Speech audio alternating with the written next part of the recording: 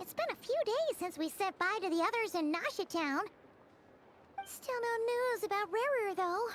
Where could he have slunk off to? If only he was gone for good. But with all the trouble he stirred up before, there's no way we've seen the last of him. Hello! You must be the traveler in Paimon? Mr. Flynn has been looking for you. Unfortunately, there's been a serious wild hunt attack over at the quarry. He thinks it's time to regroup and figure out a plan. The wild hunt? Oh, uh-oh. We better get over there, right away! Come on, let's go!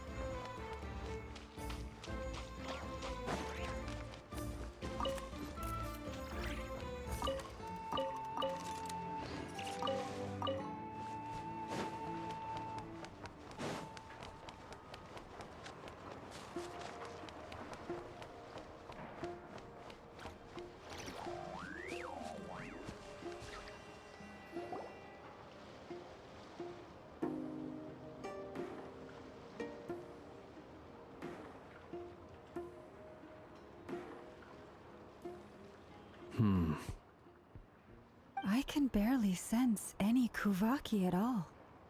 This whole area feels like a soulless husk. Looks like his appetite truly is insatiable. As if the power of that energy cannon wasn't enough. He's not seriously still getting stronger? What's his endgame here? Ah, everyone's here already. Hey, we made it. So, what's going on? We've all been on high alert since we split up a few days back, expecting Rarir to strike again. But it's like he just vanished into thin air. No one has seen him nor found any trace of his presence. That is, until this morning, when a ratnik found signs of wild hunt activity while out here on patrol. As you can see, the Crystonite itself is physically intact, but the And we're sure that Rarir did this. Who else? He's the only one who could pull off a stunt like this. Kuvaki loss has reached critical levels. Reikir of Solnari set to maximum threat level. Warning, unless de-escalation measures are taken soon, he will pose a threat beyond our ability to contain. The consequences could be catastrophic. Traveler, do you remember when we encountered Rarir just after regaining his body? There wasn't a shred of sanity left. Nothing but madness and rage. Yeah, didn't he shout out a bunch of names? Then he started raving about how nothing in this world mattered to him. Oh, Paimon gets chills just thinking about it. Oh, but the thought that he's still out there, lurking somewhere in Nod-Krai, waiting for his chance to strike? Oh, even chillier. Last time we fought, we were already at a disadvantage. If he has such overwhelming strength, why would he suddenly go into hiding?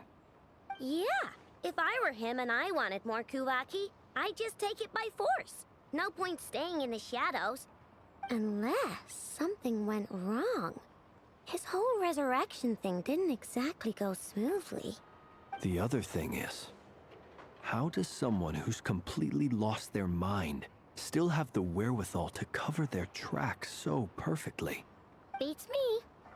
According to certain medical studies, insanity does not always entail a complete loss of rationality. It may be that he is simply living in a world of his own. That actually sounds about right. He was ranting away to himself the whole time, like he had zero interest in talking to us. There are many unanswered questions here. He could be right under our noses, and we'd still be in the dark. Besides his name and title, we know little about him. Certainly nothing about his past, or what he might be hoping to achieve. Exactly. And we wouldn't even know where to begin looking. Even Boss hadn't heard of the Rahir of Solnari before all this. I'd be willing to bet that even if we gathered together every scrap of intel in Nod-Krai, we still wouldn't find more than, like, 3 useful facts about him.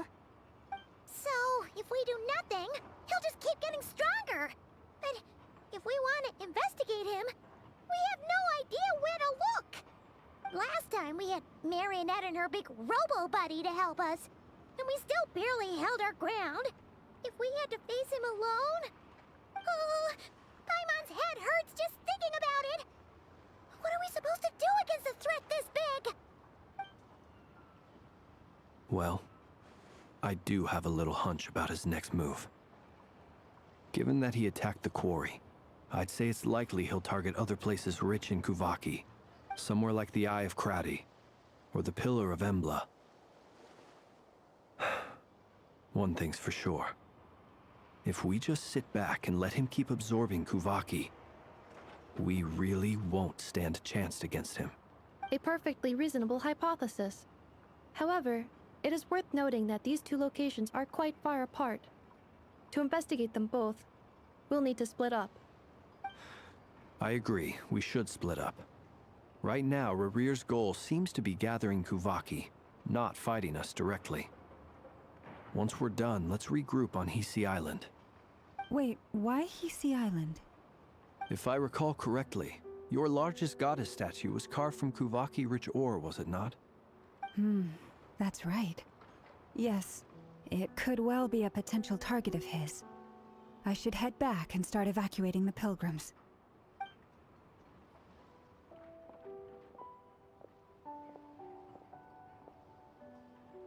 Splitting up's always gonna be risky. But I guess we don't have much choice, right? We're in a race against time here. And if we do run into Rarir, what then? That's when you follow the 3rd rule of treasure hunting. Run like the wind. Didn't you say the 3rd rule was go with the flow? I don't know. Did I? Anyway, whatever. In this situation, go with the flow means go find backup. Agreed. If anyone finds so much as a trace of Rarir, do not pursue him. Get out of the area and alert the rest of us as soon as possible. We need to put safety first. All right, we'd better get moving. Come on, Anefa, let's go!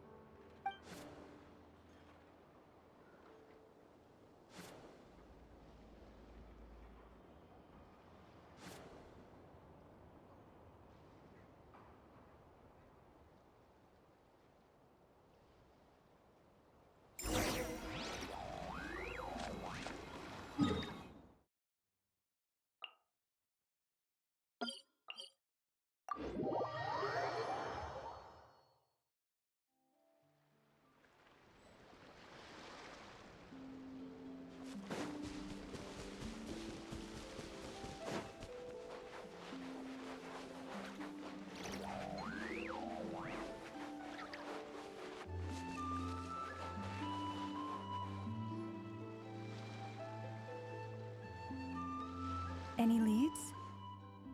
Nope. Diddly squat. No clues to where he might be hiding. It's like he's a ghost. It feels like we're sitting on a powder keg that could go off at any second. Ugh, I hate this feeling. I'd rather face him head on than be left hanging like this. So, you guys didn't find anything either? not loving the word either. How about you, Flints?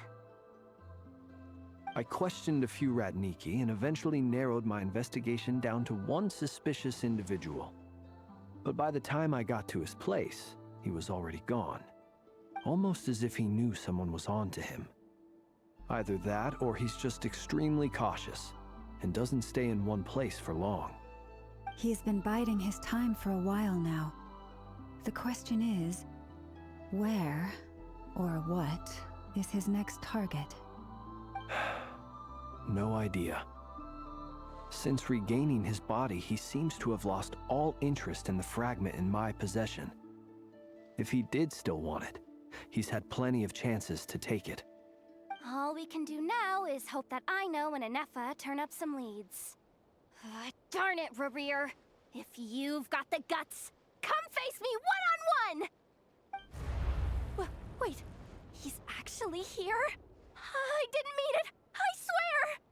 No, it's coming from Silver Moon Hall. The Lady Kutar might be in danger. Let's get over there, quick!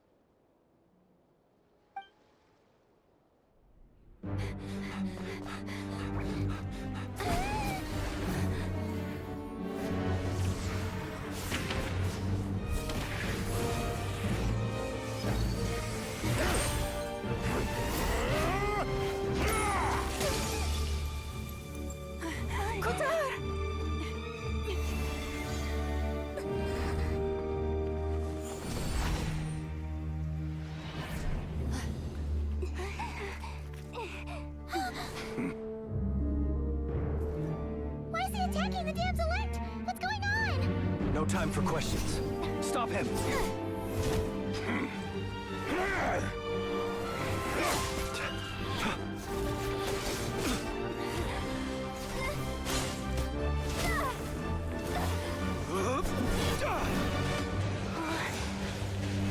This is insane. Yehuda, get Kutar out of here! On it.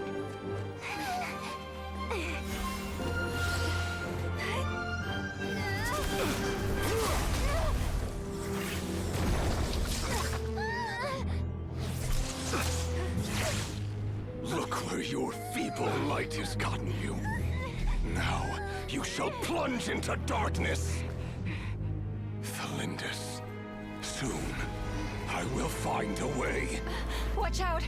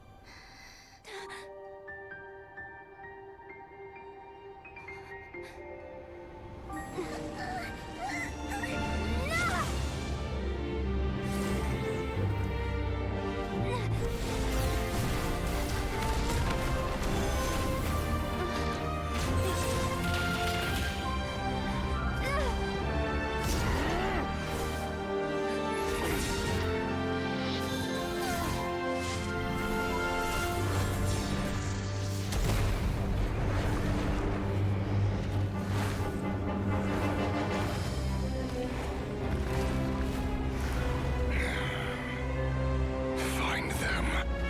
Even if it means turning this place to ashes.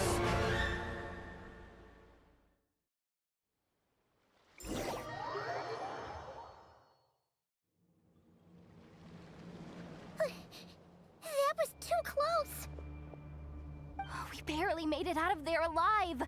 What's that guy's deal? How'd he get so crazy strong? He's a threat to this entire nation. I doubt his strength could even be measured by conventional standards.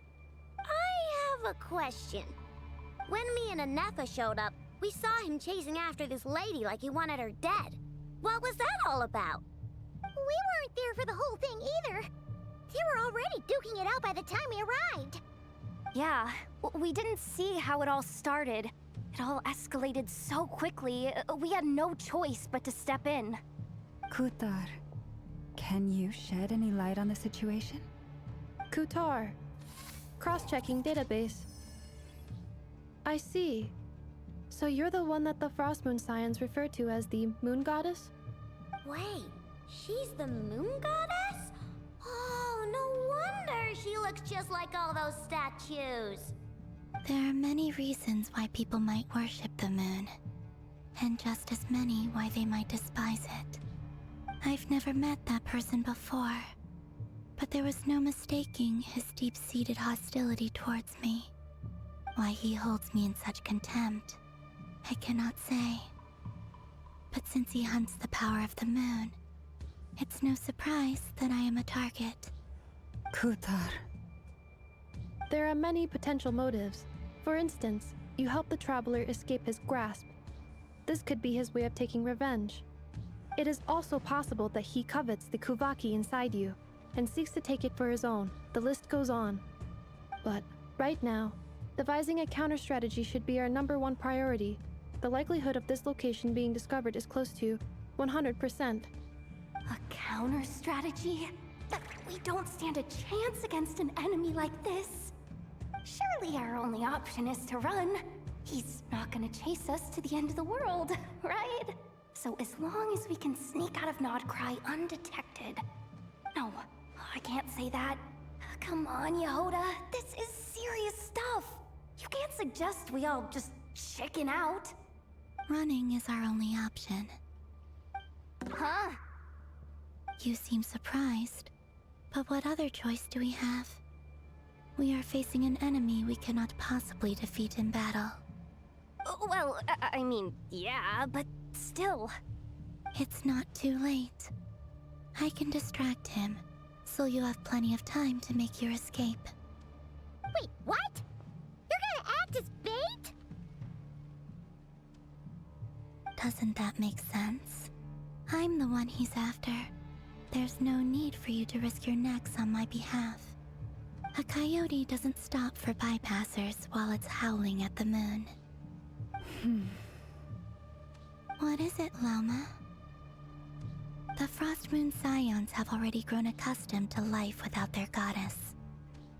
My presence here is no longer essential, and this is not my home, so you needn't ask me to stay. We can't just roll over and let him get away with this. That's not our style. Yeah, we can't just call it quits after everything we've been through together. Besides, she'd pretty much saved my life back there. If I just ditched her now, I'd never forgive myself. We can't overlook that you have saved our lives multiple times now. To talk of returning the favor would be a little crass for my liking. But suffice to say that we are friends, and friends look out for one another. Riri's true objective remains unclear. Even if we were to sacrifice Miss Kutar, there's no guarantee he would stop. But... Kutar, I know why you left the Frost Moon Scions so long ago.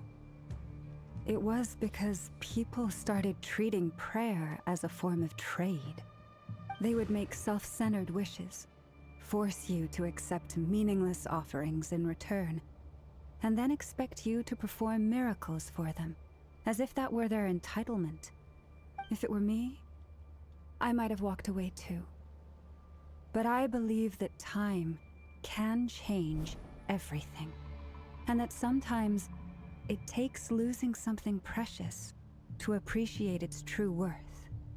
After much reflection, I've realized that this was never about whether the Frost Moon Scions need you. Any relationship based on need is purely transactional. What I truly hope is that you'll choose to stay, not out of obligation, but as part of our family. You were born here, and now you've returned. Who knows? Perhaps it was the moonlight that guided you home. Thank you, Lauma. But my power is on the wane. I'm afraid I will be of little use to you now. Very well then. I'll do as you say. Both times you saved us, we were transported across great distances in an instant. Is that one of your powers as the Moon Goddess? It is, but I find it very draining. I barely managed to pull it off just now, and it will be some time before I'm strong enough to do so again. Rejected by the world, my power is dwindling. Like a lake, cut off from its source, slowly shrinking away. Now, it has almost run dry. What do you mean, rejected by the world? The three moons belonged to the ancient bygone era in which they came into being. From the moment I was born, the world itself has been steadily sapping away at my strength. The three moons are not one and the same. As the goddess of the Frost Moon, I cannot wield the powers of the other two. Yet moonlight has a way of blending together. Each can reflect the other's glow. So when our fingers touched, I was able to restore my strength by drawing Kuvaki from the eternal moon's marrow. But this method of recovery is painfully slow. If only we could find the... It's the Wild Hunt! Even faster than we expected. We'll have to finish this conversation later. See how those Wild Hunt creatures are running away from us. They're likely just a scouting party. Then what are we waiting for? Let's get the heck out of here!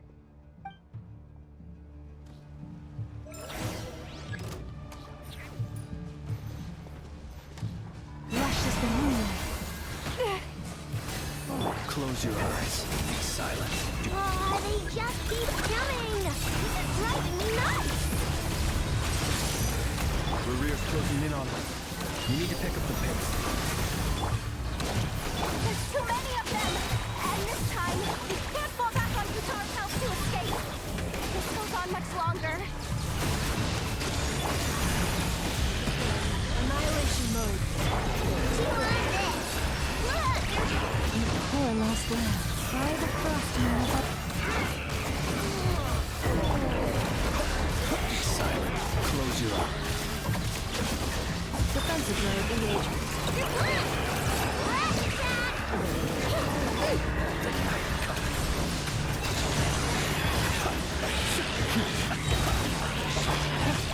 Preparing for justice. Clarice, protect us for the everlasting.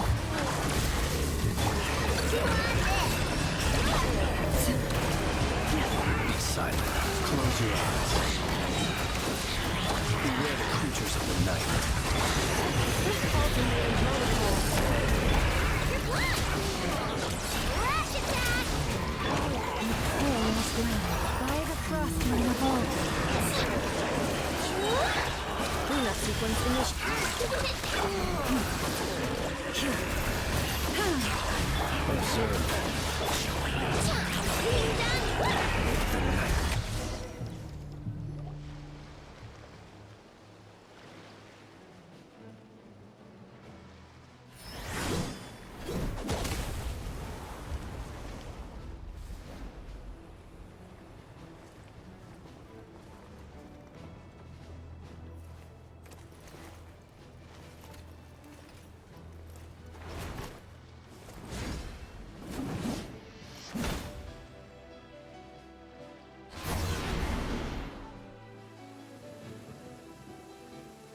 What's the matter? Bit off more than you could chew?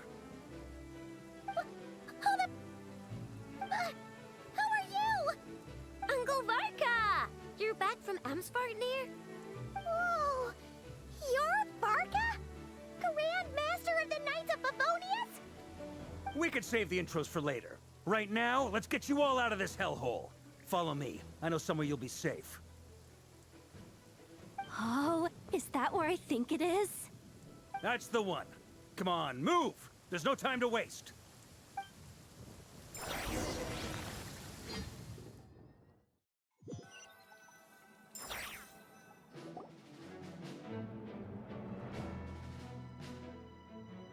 Wow!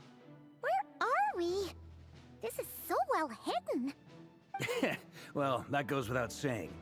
This is the Knights of Favonius' meeting place in Nod-Krai, and a contact hub for the Northern Intelligence Network. AKA, the black market of intel. No matter what faction you're with, it's the place to buy and sell information. Their headquarters are in Nod-Krai, but they've got contacts in every nation. As an expeditionary force on foreign soil, working with them has offered us the most effective way of getting our hands on reliable local intel. This is where we meet, so naturally, it's secure. Anyway, where were we? Folks from Nod-Krai should be pretty familiar with me by now. But I believe this is the first time we've met. Allow me to introduce myself. I am Varka, Knight of Boreas, and Grand Master of the Knights of Favonius. We've heard all about you. This meeting's been a long time coming. You look way younger than Paimon expected. But you definitely have that Grand Master vibe. Well, I'm no spring chicken. Just not showing my age yet. Definitely feeling some of that back pain today, though. Rushed back from Amsfartnir without a wink of sleep, only to get right into another fight with that freshly revived maniac. Another? You mean you fought him before? Yep. He wasn't nearly as strong back then, but he was still a formidable foe. I brought some of the knights along to give him a little surprise, but he saw us coming from a mile off. My squad took heavy injuries, and I barely made it out alive myself. We knew it might have been our last chance, so we staked everything on it. But still, it wasn't enough to stop him. I tried tracking him down afterwards, but he didn't leave a trace. Even in his unhinged mental state, he's as cautious as any trained operative. So, I decided to come find you. And as luck would have it, turned up to find you being ambushed by the Wild Hunt. The rest, you already know. Is that why he's been frantically absorbing Kuvaki these past few days? Because he sees you as a threat? Maybe I'm part of the equation, but even if I weren't, I'm sure he'd still be gathering power. He's clearly working up towards something. Note to self, Uncle Varka's strength rating officially upgraded. Guess it's my turn to ask questions now. So, what exactly has been happening in Nod-Krai? Why has the Wild Hunt returned in humanoid form? And why is it after you? That's a long story, but I'll try to make it quick.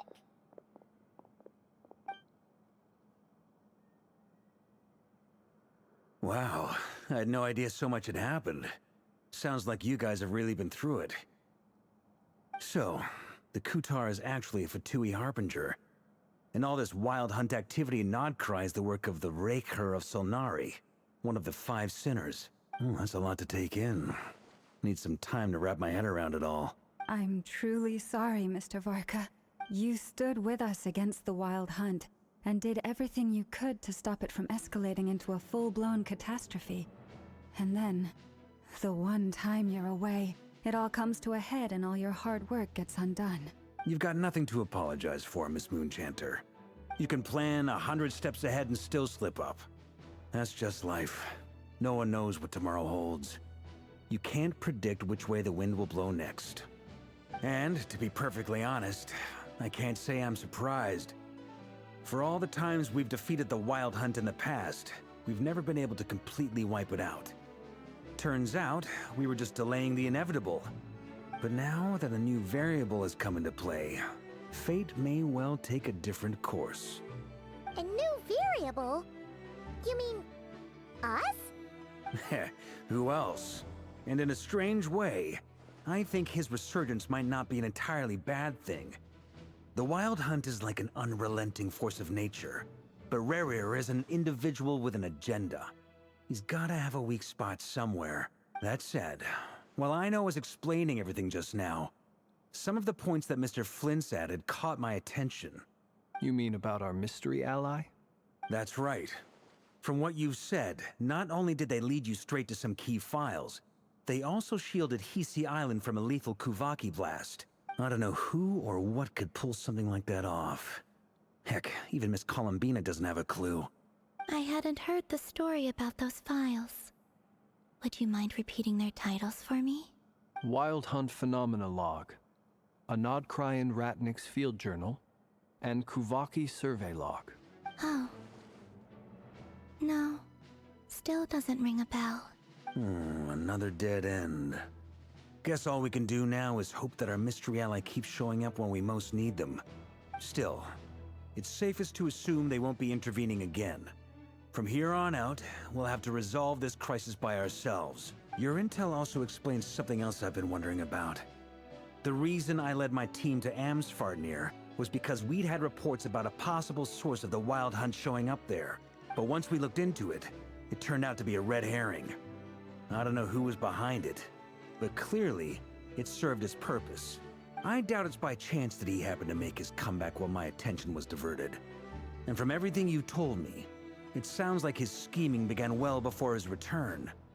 So maybe luring me away was all a part of his plan. But is it even possible that he orchestrated all of this by himself? The Moon Maiden and the Raker of Solnari, Nod-Krai of all places. The way everything is unfolding, it can't be a coincidence. So, what do we do now? Got any ideas? Right now, we've got at least 3 things to consider. Let's go through them one by one. First, we need to figure out how to take down Rerir. If we can't beat him in a straight-up fight, the rest won't even matter. To my knowledge, the bulk of Nod-Krai's fighting force is already gathered here. But even with everyone united, we're still no match for Rerir in his current state, let alone with his power still growing. What if there was a way to tap into a new power of our own? How so? Have you thought of something, Columbina? 3 moons once watched over this world. The Eternal Moon was the largest. The Frost Moon was the brightest. And the Iridescent Moon was the most mysterious. They say that back then, the 3 moon goddesses wielded immense power. Enough to shape the workings of the world itself. I now bear the Frost Moon's power, and the Eternal Moon's marrow resides within the Traveler. Hold on. Are you suggesting? The iridescent moon. The last piece in the puzzle. That's right. If we can find the Iridescent Moon's marrow, I will be able to regain my strength much more quickly. The 3 moons are said to stir the tides and illuminate all things. Perhaps they hold further secrets beyond our understanding. According to my analysis, the solution is feasible. However, it is subject to one major condition. How do we locate the Iridescent Moon's marrow? I know a way, but we will need to visit the Fatui's Experimental Design Bureau. The Experimental Design Bureau? Are you saying we need to involve Marionette? Yes. I must speak with Sandrone. It's a long way from here to the Experimental Design Bureau. There's a high chance you'll be spotted. You shouldn't go alone. Then that's settled. Next up, our second priority. Somehow, we need to figure out Rerir's end goal. As you saw for yourselves, when he was still in his Wild Hunt form, everything he did was for the sake of recovering his body and resurrecting himself. His first act since then, after laying low for a while, was to try and assassinate this young lady. People's obsessions often reveal their greatest vulnerabilities. There must be a reason why he despises the moon so deeply. Perhaps it sheds some light on his title, the Raker of Solnari. The Wild Hunt has plagued Nod-Krai for centuries now. If we want to stop it for good, we have to get to the root cause of what's driving it. It's true. We still know very little about him. If Kuthar hadn't given us that lead, we wouldn't even know his name. But where would we even start? I doubt even the Intel Queen of Nod-Krai has a clue, and she has info coming out of her ears. Oh? That's a rather hasty conclusion for someone who's so painstakingly meticulous when it comes to dealing with machines. Ah, she heard me.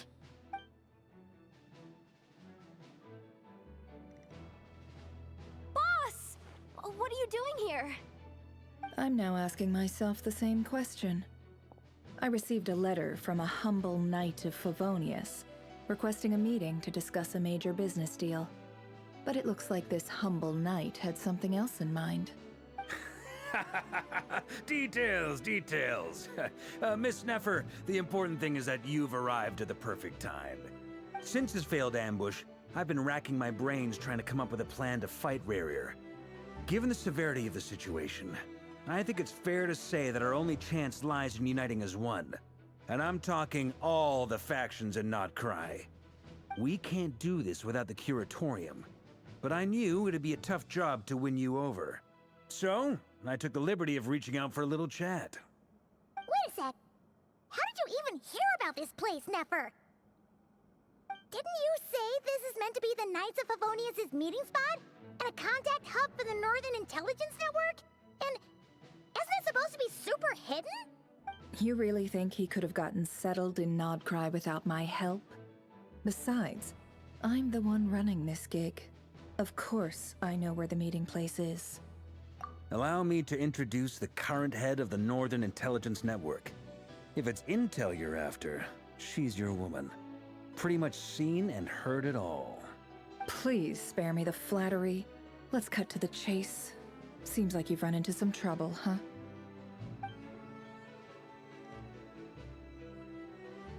Well, this certainly qualifies as an unforeseen crisis.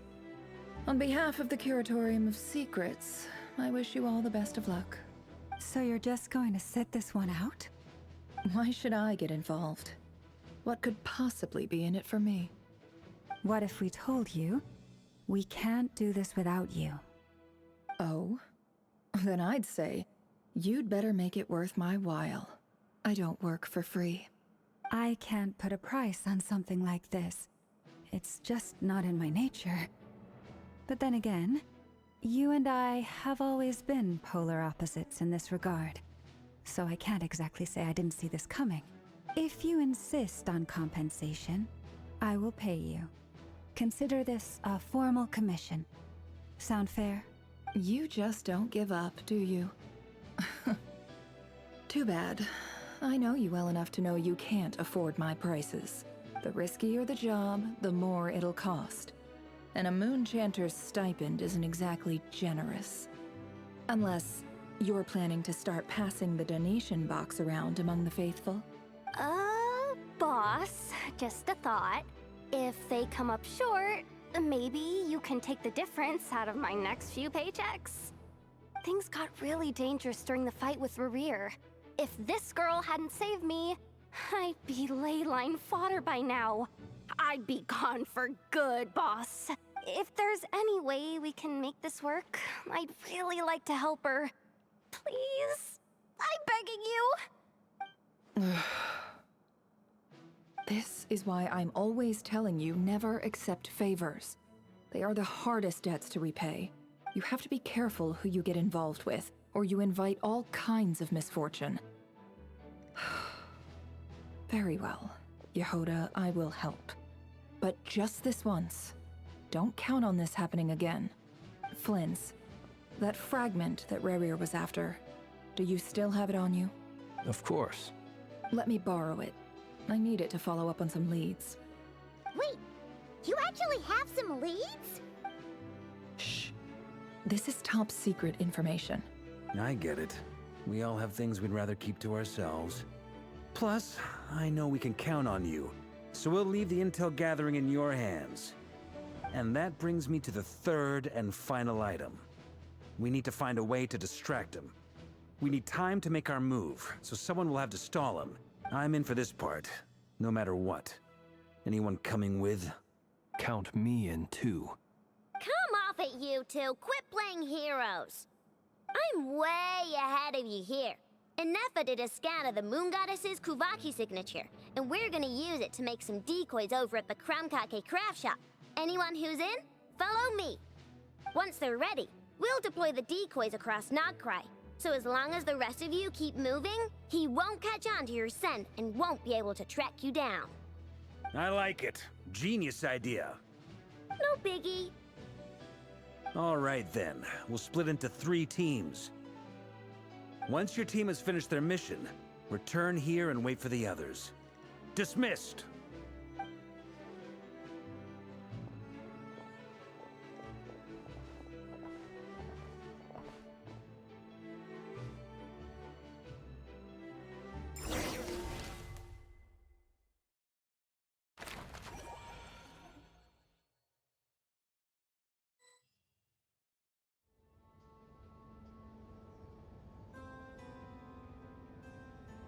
Lady Damselette.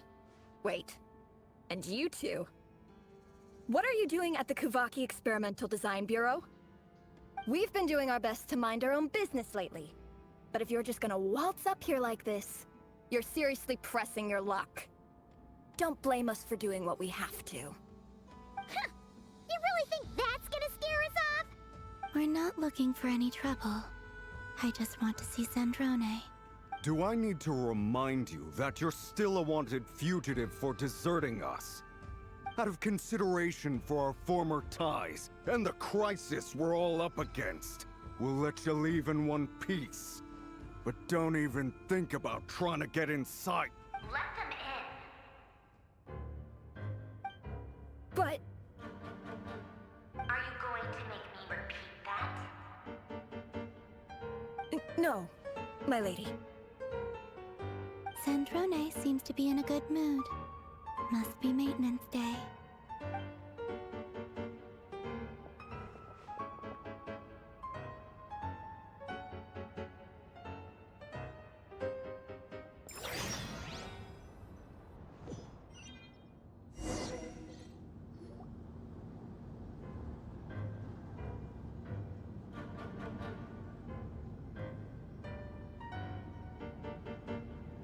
So tell me, to what do I owe the honor this time? Actually, before you answer that, just so we're clear, we're not colleagues anymore, Columbina. I don't owe you anything. I promise it's nothing big. It seems like you've gotten the wrong idea here. The only reason I let you in was because I was bored. It seemed like a way to kill some time and satisfy my own curiosity. Whatever miscalculations I may or may not have made in the past, I haven't lost the plot enough to even consider sticking my neck out for your sakes. I'd like to speak with Arlecchino. What? Huh? You mean the knave? I'd like to speak with Arlecchino. Is she in Nod-Krai? No, she's not. Once the work on this facility was completed, she went back with the Rooster and Regrator. The only ones in Nod-Krai are me and... What is it you need to speak to her about anyway? Rerir is hunting me. If I'm going to face him, I must first retrieve the lost moon.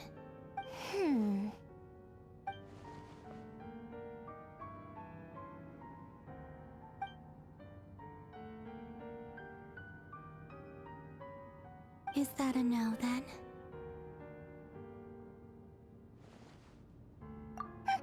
As if I need reminding. I was this close to settling things with him before someone decided to whisk me away to their weird little garden. Have you held any tea parties lately? Tea parties? Yeah, obviously. You don't seriously think we'd pack it all in just because you aren't here. If anything, they've been more eventful than ever. Just me, Arlecchino, and a bunch of insolent and sensitive guests who won't stop asking where you've gone. Oh, they've been a real joy. I bet you served them the worst tea you have. Just like you used to do to me when I upset you. Who cares about how good the tea is when there's no one around to drink it? I keep losing people. First Rosaline, now you. I'm running out of people who can make me laugh. Honestly, what could be more ridiculous than the multi-centenarian goddess, who's only ever had the plain herbal tea she received as offerings? You'd always brew a different type of tea for me each time. Was it really just to see how I'd react?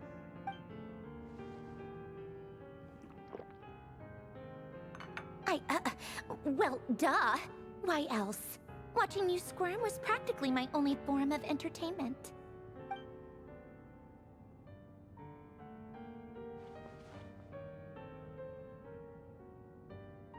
Oh, yeah. And Capitano sometimes used to bring Tartaglia around, too. But I guess we won't be seeing him again. Well, I guess we are overdue for a get-together. Polonia! Have Fevronia pass a message to Arlecchino for me. It's time for tea. Will suffice. Pass along a message for me, too, if you would. My body cannot contain the marrow of 2 moons, so I'll be leaving one of them in her care. Excuse me? Who said you were on the guest list? If my tea meant that much to you, maybe quitting the Fatui wasn't your brightest move. Back when you were under the Tsaritsa's protection, no one would have dared come at you so openly. But that protection didn't come for free. In fact, I paid dearly for it. At the end of the day, it was just another transaction. I just got tired, that's all. I never wanted any part in their grand ambitions, and I've had enough of being treated like a bottomless supply of power. It brings back memories from the old days, when I was still worshipped as the moon goddess. Centuries on, it may be a different group of people, but I see the same greed in their eyes. I figured you'd leave eventually. You didn't have as much of a reason to stay as I do. The Tsaritsa gave you shelter and protection, but that was it. Nothing more, nothing less. Meanwhile, the Fatui demanded everything from you in return, until it was more than you could bear. I get why you left. And frankly, I have no interest in dragging you back just because the higher-ups told me to. But if you keep hanging around with this riffraff, the next time we cross paths, we might be enemies for real.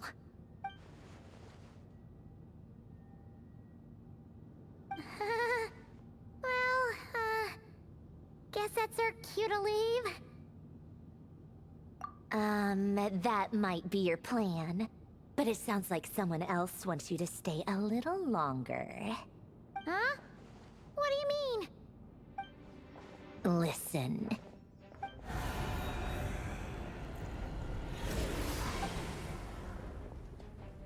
My lady, it's the Wild Hunt. A horde of monsters is headed straight for the facility.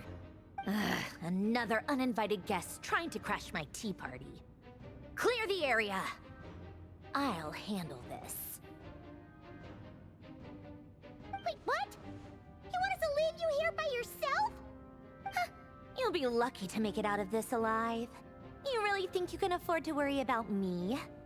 Go on, get out of here. You may have stopped Polonia from crushing him last time, but I've made sure that won't happen again. The entire Experimental Design Bureau is rigged for war. Stay and watch if you want, but it'll be at your own risk. You're not flagged as friendlies in the weapons system. Don't tell me what to do! Look, if you're leaving, make it quick, or you'll just get in my way. There's a secret passage on the 2nd floor. It'll take you right to the plains out back. Stare all you want, Columbina. You're not getting another invitation to my tea party. I know. But thank you anyway, Sandrone. This is exactly why you shouldn't hang around with those people. All their melodrama and sentimental nonsense is rubbing off on you.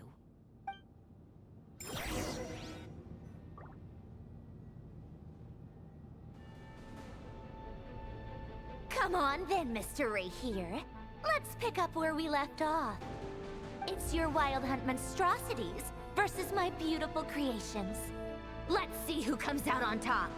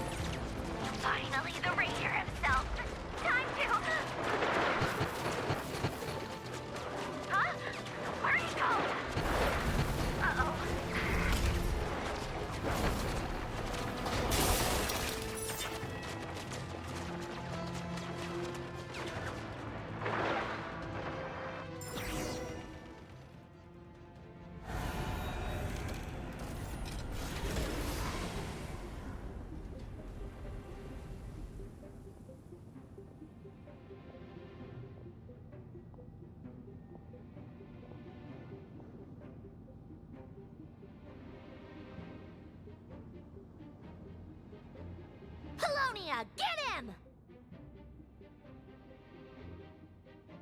I've upgraded Polonia again since our last encounter, and uploaded every last scrap of your data. So let's finish this, once and for... She's not here. Where did she go? Hey, over here, you big... Curse it. Moon, go. Keep searching. She cannot have gotten far.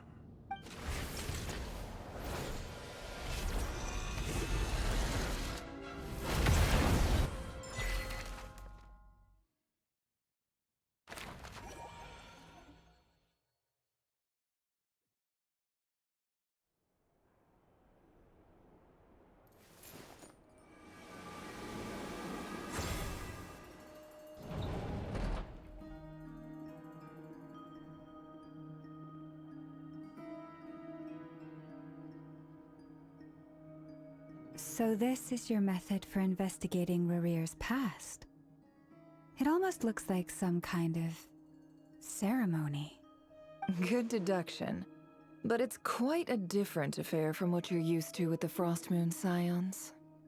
Whoa! First time I've ever been in here. Boss always said it was off limits, so I pictured some kind of creepy dungeon. But it's actually kinda nice.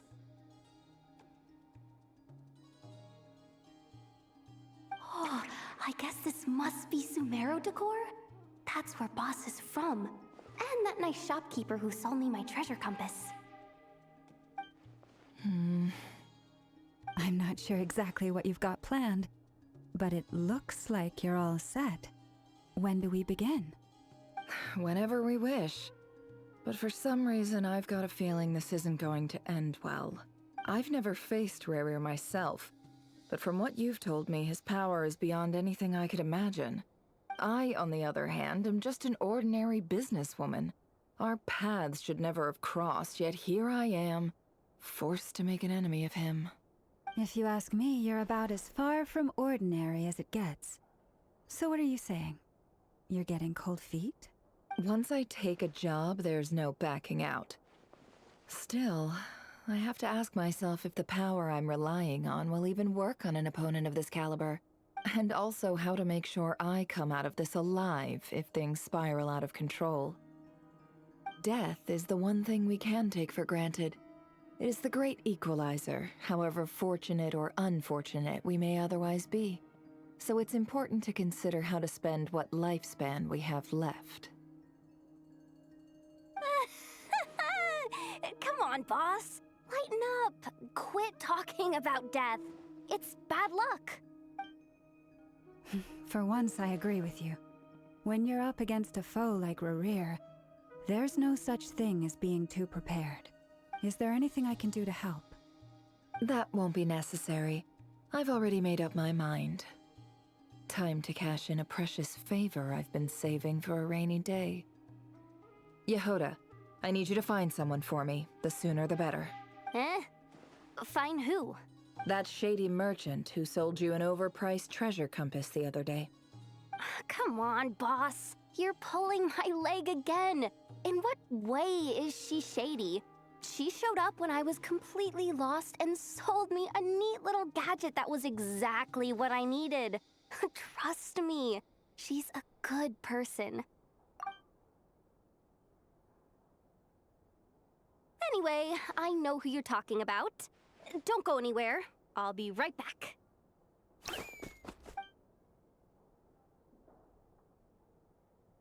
Quit grabbing me! I genuinely can't run any further!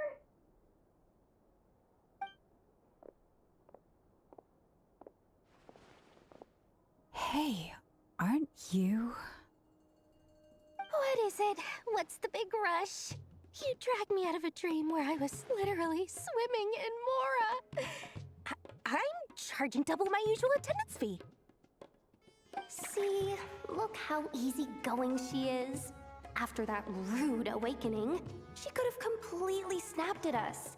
But instead, she kept it together and just asked for an extra fee. Dori Sangama Bay? I never would have pictured you two doing business together. If you want to make it big in Nod-Krai, it's all about connections. Lady Nefer just so happens to have a lot of intel that interests me. And she also did me a big favor in the past. It was back when I first arrived in Nod-Krai. My trusty assistant, the genie in my lamp, had an adverse reaction to the Kuvaki and fainted. And wouldn't you know it, that's when I suddenly find myself in a life-or-death situation. Good thing my compatriot was there to swoop in and save the day. I've been giving her a 30% discount off all of my goods ever since. Now, so that no one here feels left out, I'm willing to extend a 20% discount to fellow friends of Boss Nefer. Plus, any other friends you send my way will enjoy 10% off. What can I say? The great Lord Sangamabe is nothing if not generous. So, let me guess. You've run into some trouble? I've got everything you could possibly need, and the more you buy, the more you'll save. You guessed correctly. What have you got in the way of survival gear? The one type of gear I've never been short on. What are you looking for? A jetpack fresh from the Academia's labs? An ancient suit of armor dredged up from the bottom of the sea? At the very least, I need to know what kind of opponent you're dealing with here. If even you're worried about staying alive, it must be pretty serious. What if I told you it's someone with the power to bring a nation to its knees? Is that so? Then we really are talking top-shelf treasures. I don't have anything like that in stock right now. I'll have to ask my supplier. Your supplier? A powerful woman, make no mistake. I can't reveal her identity, but luckily for you, I hear she's planning to visit Nod-Krai in the near future. If you're willing to wait, I can ask her when she's here. Can't say exactly how long that'll be, though. Then, let me put it another way. What would you do if you encountered an enemy like that? Roll over and serve yourself up on a silver platter? Course not! I have a handy little trinket from one of my generous suppliers, which... Hold on. What exactly are you getting at? No, no! This is for my personal use only! Let's just say I'm borrowing it, all right? Just for insurance purposes. You'll get it back later. Favors are the worst kind of debt to owe, and now you've got a chance to repay one. A win-win situation, don't you think? Fine. You can borrow it for 5 days. No, make that 3. And for every extra hour after that, I'm charging you 1,000,000 mora. Deal? Deal.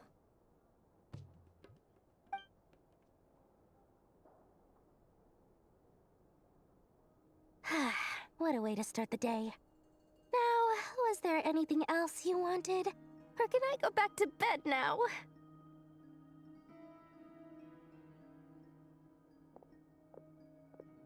That will be all. Take care now. Don't trip up on your way back, friend. See you later! You're my favorite shopkeeper.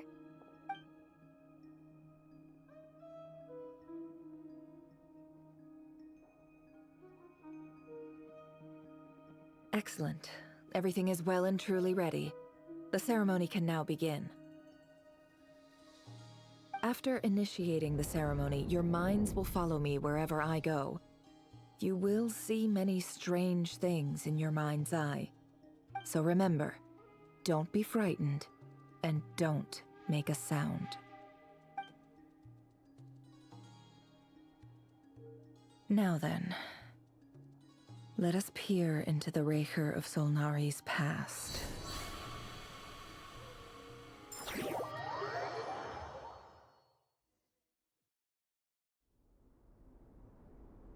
I made it. I don't recognize this style of architecture. Must be Conrian.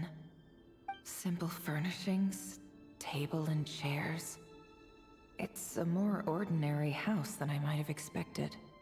Looks like the fearsome Raker of Solnari came from surprisingly humble beginnings. Unless this passed for luxury in Conria. Unlikely.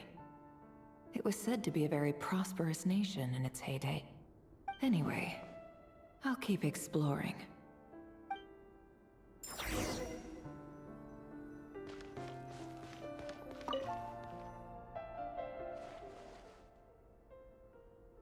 Hi, Revere.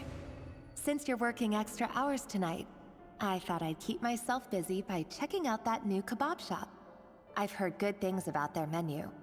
I'll test it out, and if it's as good as everyone's saying, let's go back together sometime. P.S. New stash from the Universitas Magistrorum. I brought some goodies home. A few teacups and a pin rack. Hope you like them. They didn't sign their name, but they must have been close. Sounds like they were living together.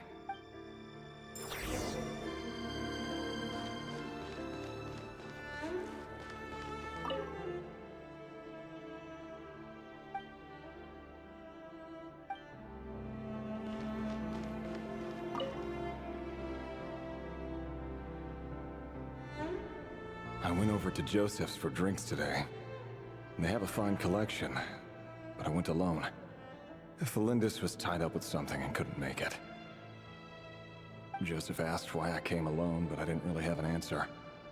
He then went on to ask about other things.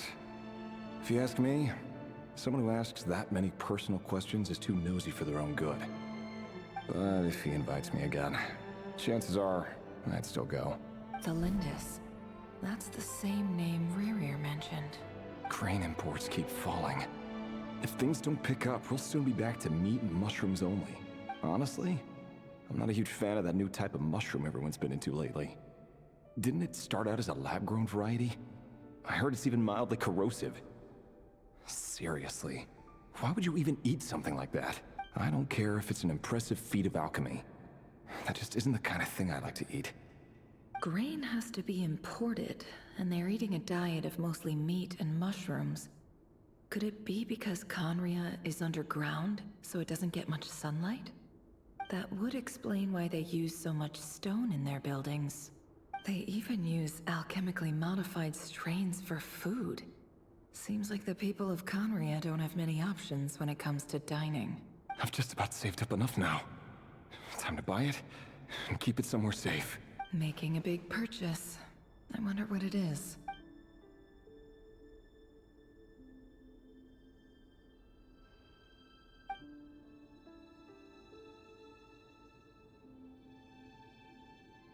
He really is a professional. No wonder he's so good at covering his tracks. Despite what he's become, it seems like he's retained certain habits, at least in this regard.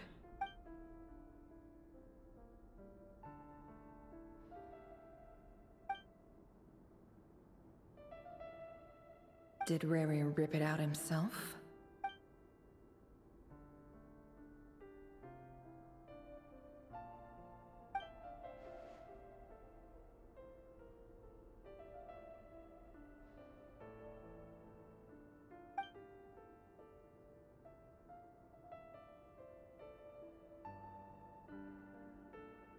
Before I met you, I was convinced that my heart was nothing more than a stagnant pool. The burial place of a fallen moon. A withered, windless grove where the waters rested forever unrippled.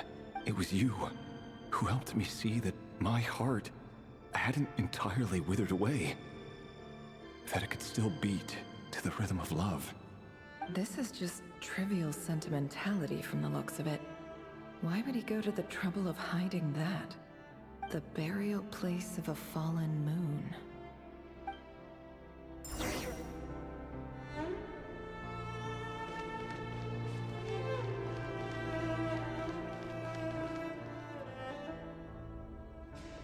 Rerir, over here. Dane!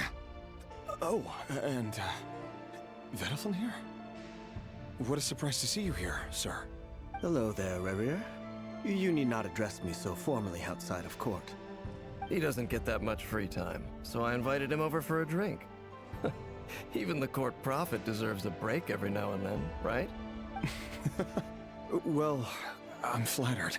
So, what are we discussing today? Hey, don't look at me. As far as I see it, we don't need an excuse to have a few drinks. Come on, don't give us that. Didn't you say you were about to pop the big question? How's that coming along? Who'd have thought the great Twilight Sword was an even greater gossip? I just didn't expect you to be the first one to settle down and get married, that's all. Yeah. If you told me that a few years ago, I wouldn't have believed you either. So, are you planning to come clean about your job then? I'm guessing you still haven't told her. Sure, I'll have to tell her at some point. But I'll need to pick the right time and place. To be honest, I have no idea how she'll take it. Come on, stop being such a pessimist. For all you know, she could be thrilled. I bet she'll be much more impressed by your actual job than the one she thinks you're doing now. A member of the King's Guard. Quite the cover story. Does the king himself even know? Of course he does. Anyway, enough about me. How have you been? Me? Same old, same old. Nothing much to... Huh? What's up, Ved? It's nothing. Vedifulnir, Dainsleif's elder brother. Renowned throughout the court of Conria as the Visionary, and said to possess a wisdom far beyond the reach of any ordinary man. And yet, despite the gulf between us, he seems to have something to say about me. Does he even know me? Does he see me as a friend of his brother, or just another of the Vinster King's blades? Why did he react so strongly? Was it really to do with what we were talking about? Brown, curly hair and brooding blue eyes. So this is what Rerir looked like back in the day. Perfectly normal. No different from anyone else. As frightening as this monster is in the present, there's something even more unsettling about seeing the human he used to be.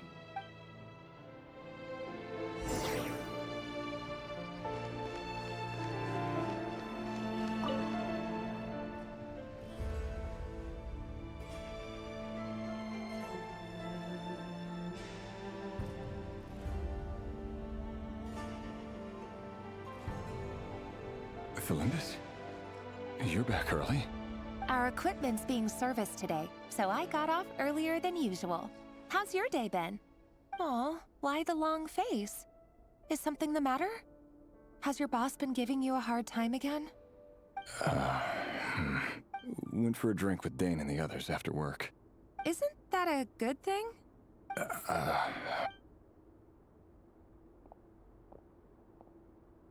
Vedifulnir showed up today, too. You know, Dainsleif's older brother. Ah, Mr. Vedifulnir. Yes, I've heard of him. They say that everything he says ends up coming true. He overheard Dainsleif mention that I'd recently proposed, and seemed to have an issue with it. But when I asked what it was, he kept it to himself. So, you're worried? You can be such a child sometimes, Rerir. We're nobodies. Why would the Visionary be concerned about us? I'm sure someone in his position has much bigger fish to fry. Maybe you're right. You worry too much, Rerir. We've been together for ages now, and everything's been going so well, has it not? You've even proposed to me. So, you do remember. Tell me then. What's your answer? Like I said, I need some time to decide. You can't just rush into things like this. We may be nobodies in the grand scheme of things, but if we want things to work out, we've still got to plan ahead. All right. Take your time. Just don't keep me waiting forever. Nobodies. Sounds about right. In the eyes of people like Vedifulnir and Dainsleif, what do we matter? Can someone whose gaze is so fixed on a far-flung future even see the present clearly? Besides, the dynasty's fate rests with the king and his inner circle. Whatever I do, it won't make much difference. Meanwhile, every idea they come up with and every decision they make, it affects everything. These days, the king is lost in his research, and the purge of the Crimson Moon bloodline grows ever more intense. The opposition tried to speak out, but nothing came of it. I'm under no illusions as to why. Because we eliminated them and got rid of their bodies. A man can have 1,000 reasons to carry a sword, but there are few good excuses to use it. Yet the king has never even considered a gentler approach, and he never will. What becomes of someone who kills on another's behalf? Can he ever find true peace?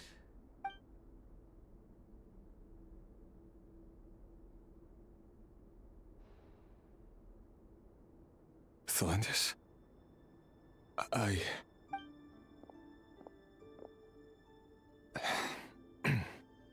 It's nothing.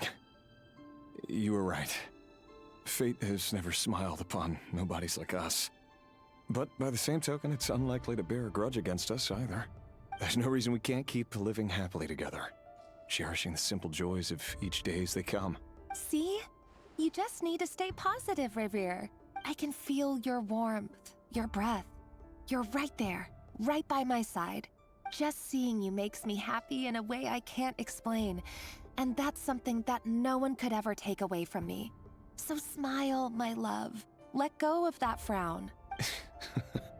You're right, Thelindis. I've just been overthinking things. That's better. Getting caught up about things like this will only ruin our evening. Speaking of which, all set for the ball tonight? I need to go get ready. You go ahead. I just have a few things to take care of, then I'll come join you. Even busier than the big shots, huh? Fine, I'll go get started. But don't be late. If you keep me waiting too long, I won't be a happy bunny. Relax. I'll be there. Seriously, though, you drive a hard bargain. You're really gonna leave my proposal hanging and still expect me to take you to the ball? Well, that goes without saying. I already told everyone I'd be coming with a dance partner. Besides, they're two completely different things. Let's take it one thing at a time, all right? All right. White outfit it is. It seems like Rerir was deliberately hiding his ties to the intelligence services by giving the impression that he was just an ordinary member of the Finster King's Guard. He clearly doesn't want his would-be fiancée to know about his other life. Then again, that's hardly surprising. People in the intelligence trade rarely do. Who'd have thought we were in the same line of work? Let's dig a little deeper.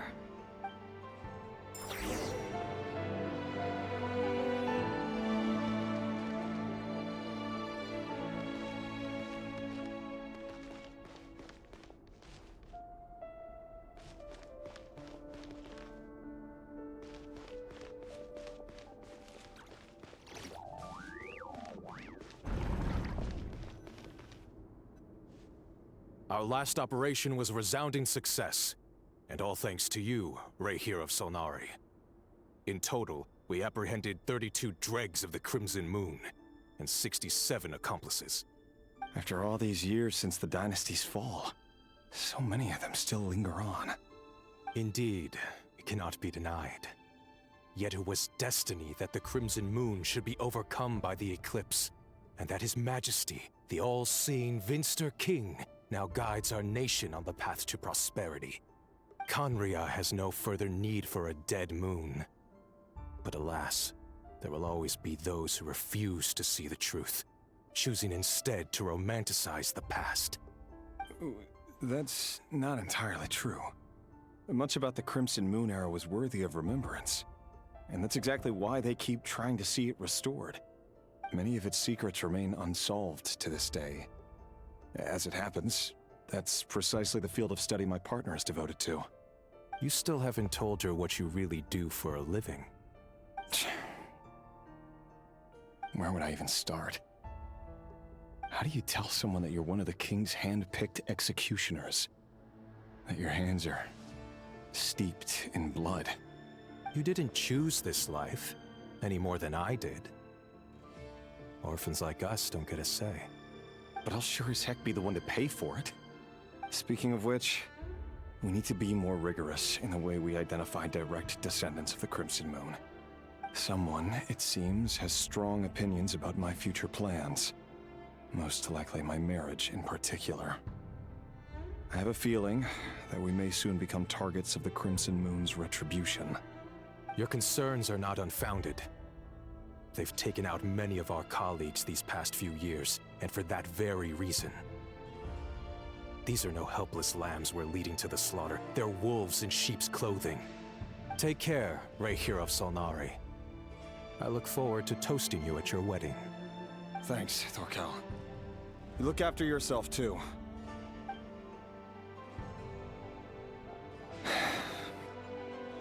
Thelindis, I never wanted to keep this from you. You're the last person I would ever want to lie to. But that's exactly why I can't tell you everything. There are things you shouldn't know. Things you cannot know. The Moonlit Dynasties are a thing of the past. Yet even now, with the sun shining high in the sky, there are those who would call forth a dead moon's ghost. Could that be why Vedalfnir held back? Or was it because of some court secret he's not at liberty to share? I have to get a clear answer from him. No matter what happens, I will protect Thelindis. Rerir seems to be very concerned by Vedalfnir's reaction. Vedalfnir and Dainsleif, the Visionary and Twilight Sword. So that's what they were really like. I've investigated this whole area now. There doesn't seem to be any other memories here. Should I try somewhere else? Wait a second. What's this black smoke?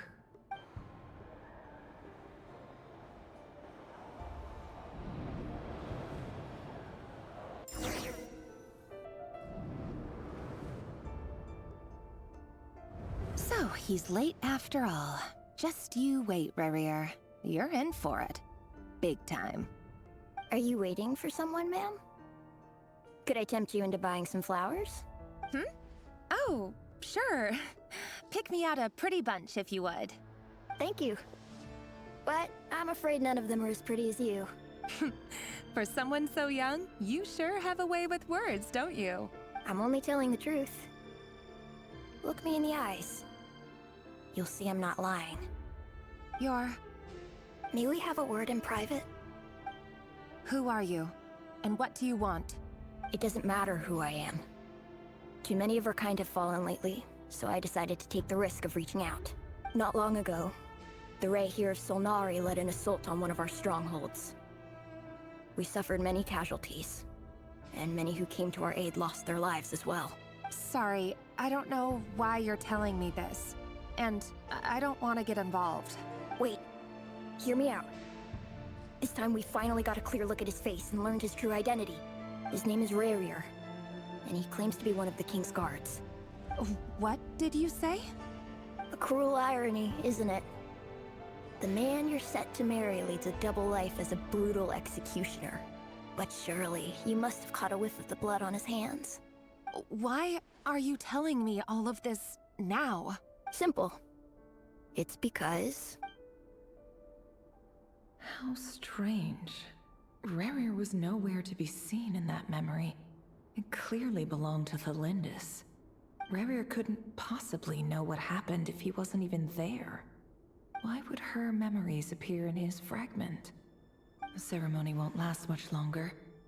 I think it's time to call it a day.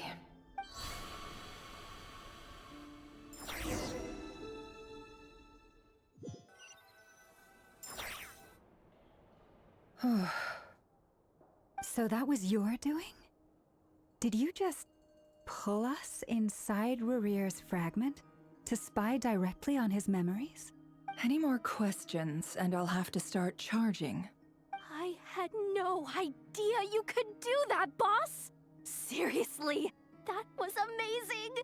We're not worthy. We're not worthy! I gotta admit, though, I'm itching to see what happens next. Feels like we barely scratched the surface. I'm just as curious as you are. But the ceremony only allows for limited time inside. That's all we can see for now. Luckily, we managed to learn quite a lot. So far, so good. I just hope the others are doing okay too. Especially the group with the Traveler. Their mission is a risky one. Let's hope it's all going smoothly. If you're worried about them, go see how they're doing. If I know Boss, she's gonna need some time to write up all the details and make sure it's all coherent. I'll stay behind to lend a hand, but feel free to head back and meet up with the others.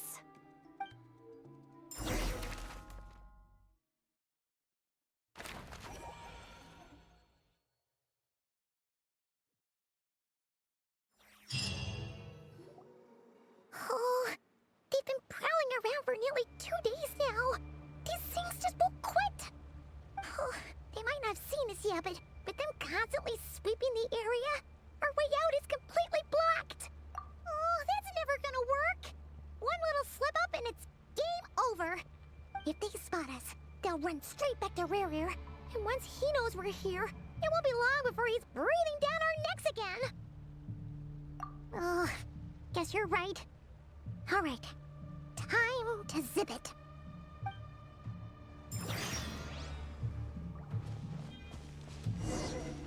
Quick, hide! We almost got spotted!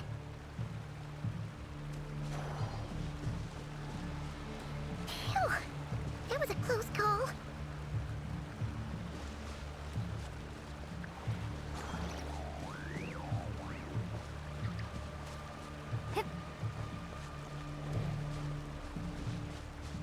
Watch out! He's coming this way!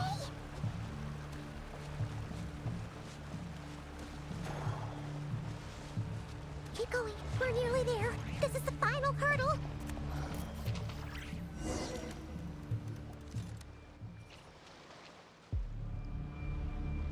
Oh, there's no end to these things!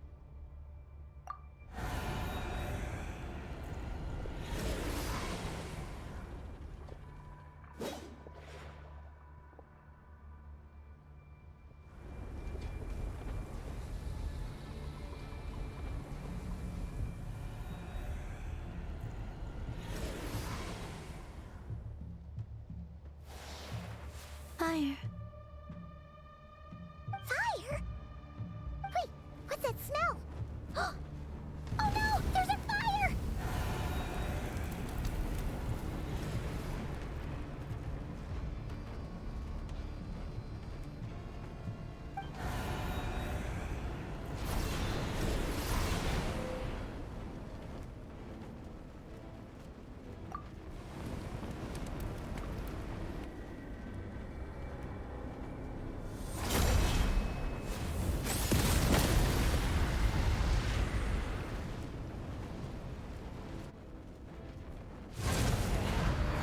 Sandrone was right. You look weak, Columbina. The old you would never have let such lowly creatures bar your way. Word has it that you did something for the Tsaritsa, and that's why you've lost most of your power. Freedom comes at a heavy price, doesn't it? It's Arlecchino! You came! Hello again, Columbina. And greetings, guests of the House of the Hearth. It's been a while, Arlecchino.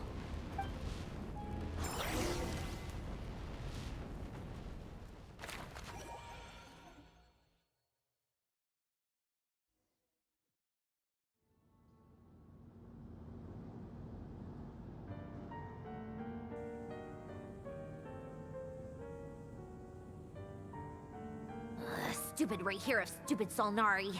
Ugh, whatever. I've got all the data I need. Next time we meet, you're finished.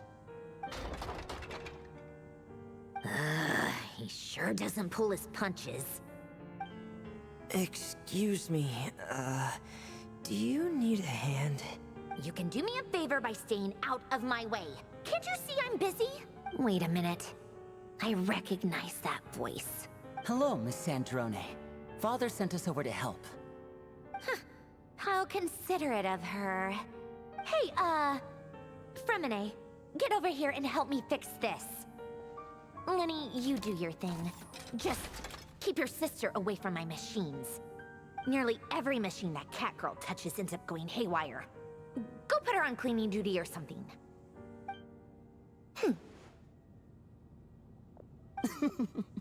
Then let's start downstairs. Fremine, we'll leave this place to you. You've got it. Wait a second.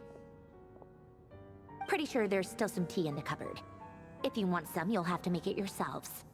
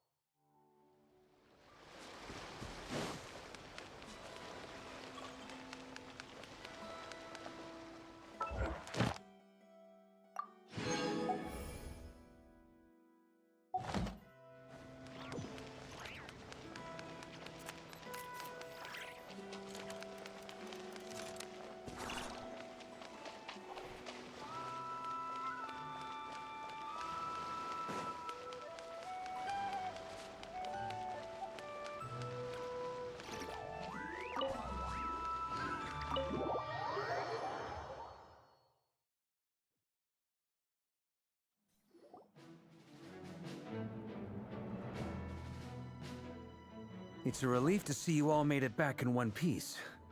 Huh? Feels like there's quite a few people missing. Where's Flint's and the others?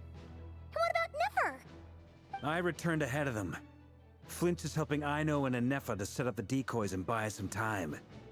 As for Miss Nefer... Boss is still wrapping things up on her end. She sent us back to fill you all in on the top secret intel we've been gathering.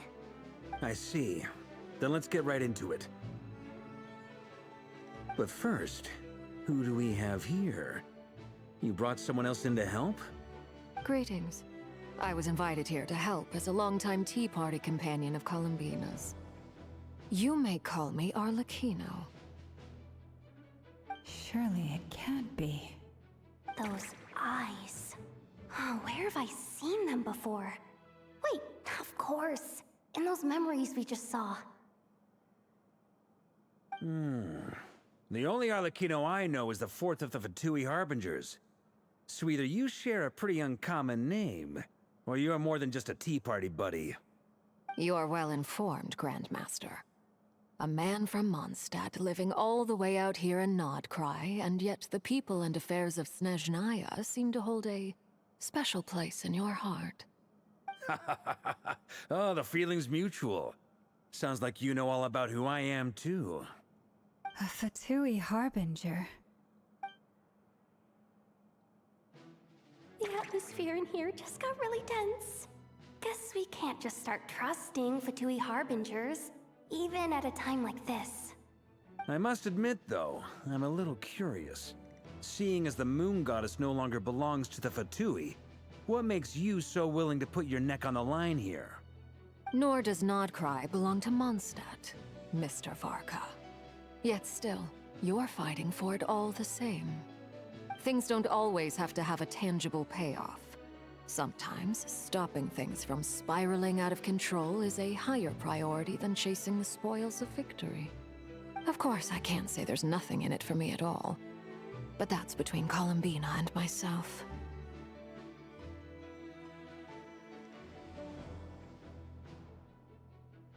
Forgive me. I don't mean to doubt you. It's just that the Fatui really have been the source of many of our troubles. We have our own way of doing things here in Nod-Krai.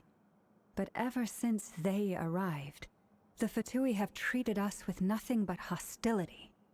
I know there's been a lot of bad blood between us in the past. I've done my utmost to avoid friction whenever I could. But sometimes fundamental conflicts of interest simply can't be settled amicably. That's why I'm here solely in a personal capacity. This has nothing to do with the Fatui. As a gesture of good faith, I'll be frank. I can help Columbina track down the iridescent moon's marrow, which will help her restore more of her power. Anyway, what else is on the agenda? Let's begin. She says she'll be frank, then completely skips over the details. Looks like she doesn't want to give away too many secrets after all.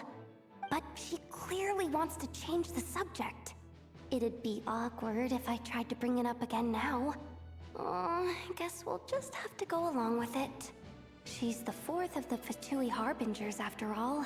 One look, and you can tell she's not someone you'd want to mess with.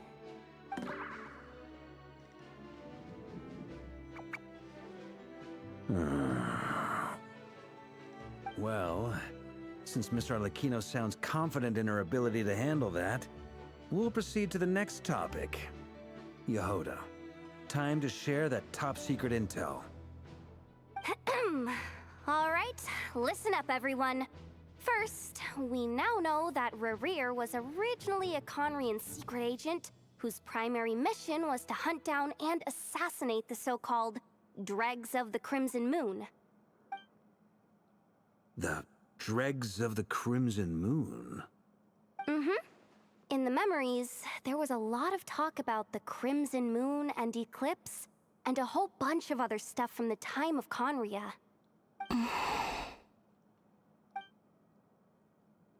To my knowledge, those were the names of two different Conrian dynasties. Long, long ago, it is said that the people of Conria worshipped the Crimson Moon, drawing a mysterious power from its reflection. But one day, a coup saw the Crimson Moon eclipsed, hence the name of the new dynasty that replaced it, and how it became the new emblem of Conria. Still, long after the Crimson Moon dynasty had fallen, the last ruler of the Eclipse dynasty, the Vinster King, still coveted the secrets it left behind. So, he sent the Re'Hir of Solnari to secretly hunt down the Crimson Moon's few remaining followers. In those days, Rerir showed no signs of madness. In fact, he was as normal as any other person. Oh, and he had a fiancé, or at least a would-be fiancé, called Tholindis. What's the matter?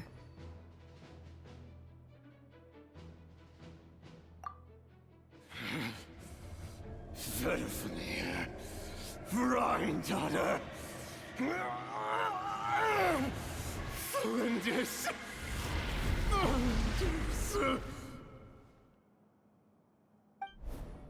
Interesting. Anything else? What about this would-be fiancé of his? Do we know anything about her? Well, she was a researcher at the Universitas Magistrorum, but it felt like she was hiding some kind of secret. Oh, and one more thing. For some reason, Rerir's fragment also contains some of Tholindis' memories, though only a very small portion. Well, no shortage of potential leads, I'll give you that. In any case, it sounds like we can conclude that while Tholindis was still around, Rerir appeared to be lucid and quite normal. Tholindis, it seems, must have been the one thing in this world that he couldn't let go of. Tell me though, were these pure-blood Conrians we're talking about here? Why do you need to know that? Hold on. If she was a pure-blood Conrian... Oh yeah! Just like how it was with the captain! If we could somehow find her, do you think there's any chance Rerir might regain some of his sanity? It's possible, but it would take a miracle. We can't pin all our hopes on that. That merchant who Nefer knows, Dori Sangama Bay. Maybe we could hire her to look into it.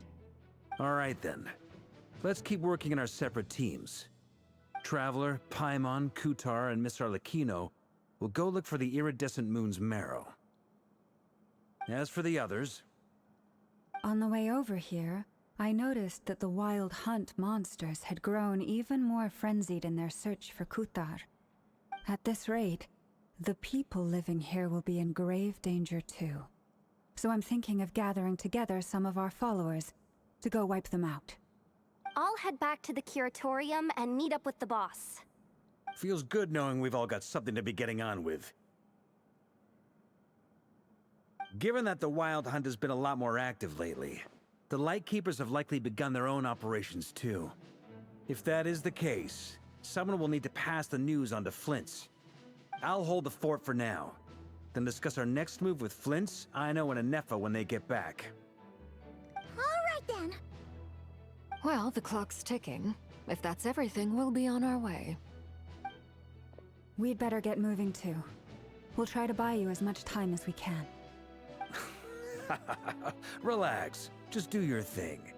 I decided to call in some backup since things are getting so hairy. Our reinforcements should be here any minute now. Stay safe, everyone. Dismissed.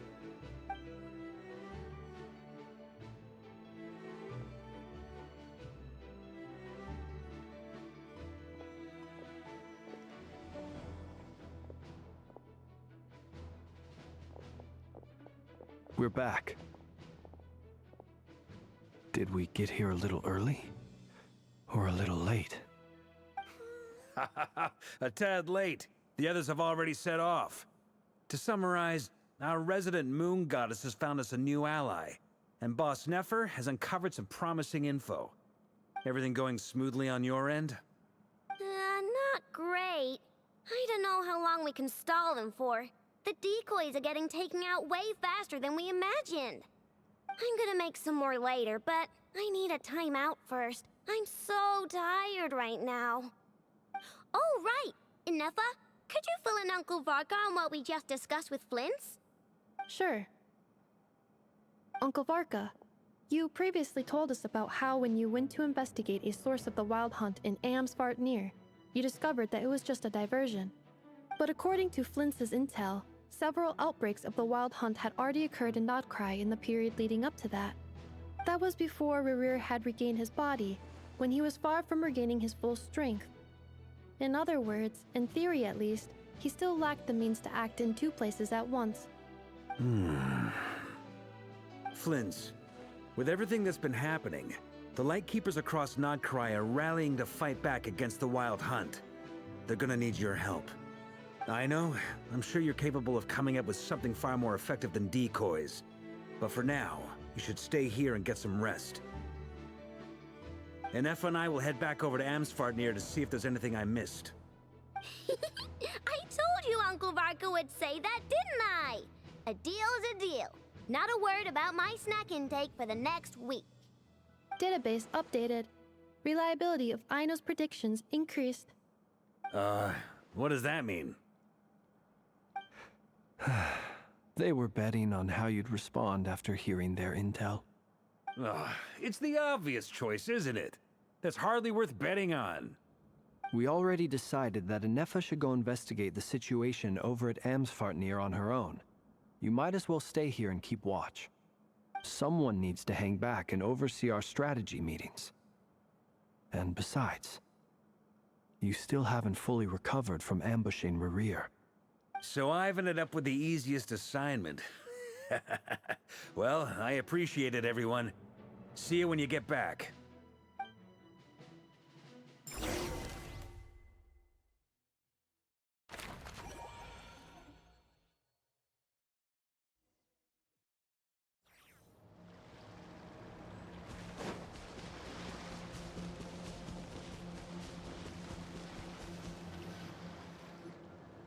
Here, this will serve as a good spot to cross over. Arlecchino, hold up a second. Since you brought us all this way, would you mind telling us what you've got planned?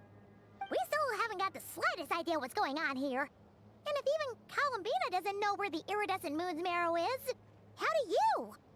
Simple. Because I am an inheritor of the royal bloodline of the Crimson Moon, and one of the last surviving embers of the Two Worlds' flames. Huh? Are you serious? Isn't you're a descendant of that Crimson Moon dynasty we were just talking about? The one from ancient Conria? Your surprise is understandable. I was also taken aback when I first learned of it.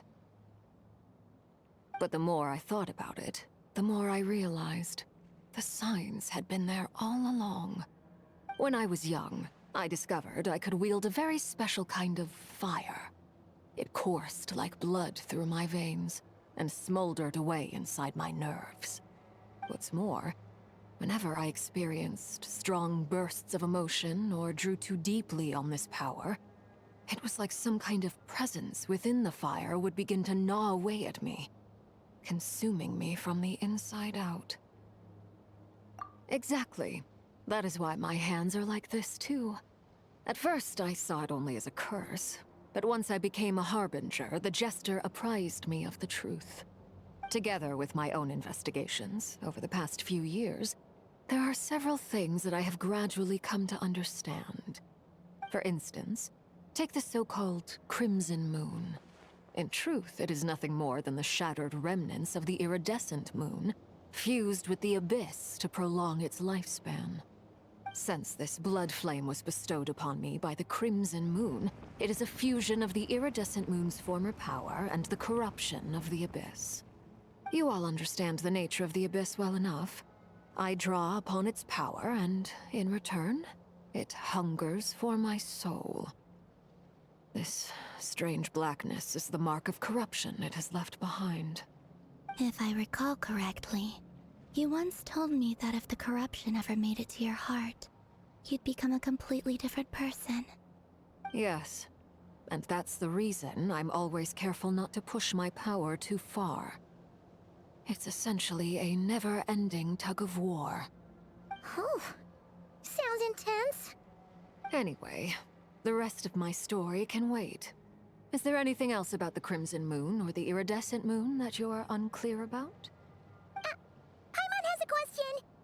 So, the Crimson Moon that the Karians used to worship was actually the Iridescent Moon, right? Which was one of the three Moon Sisters.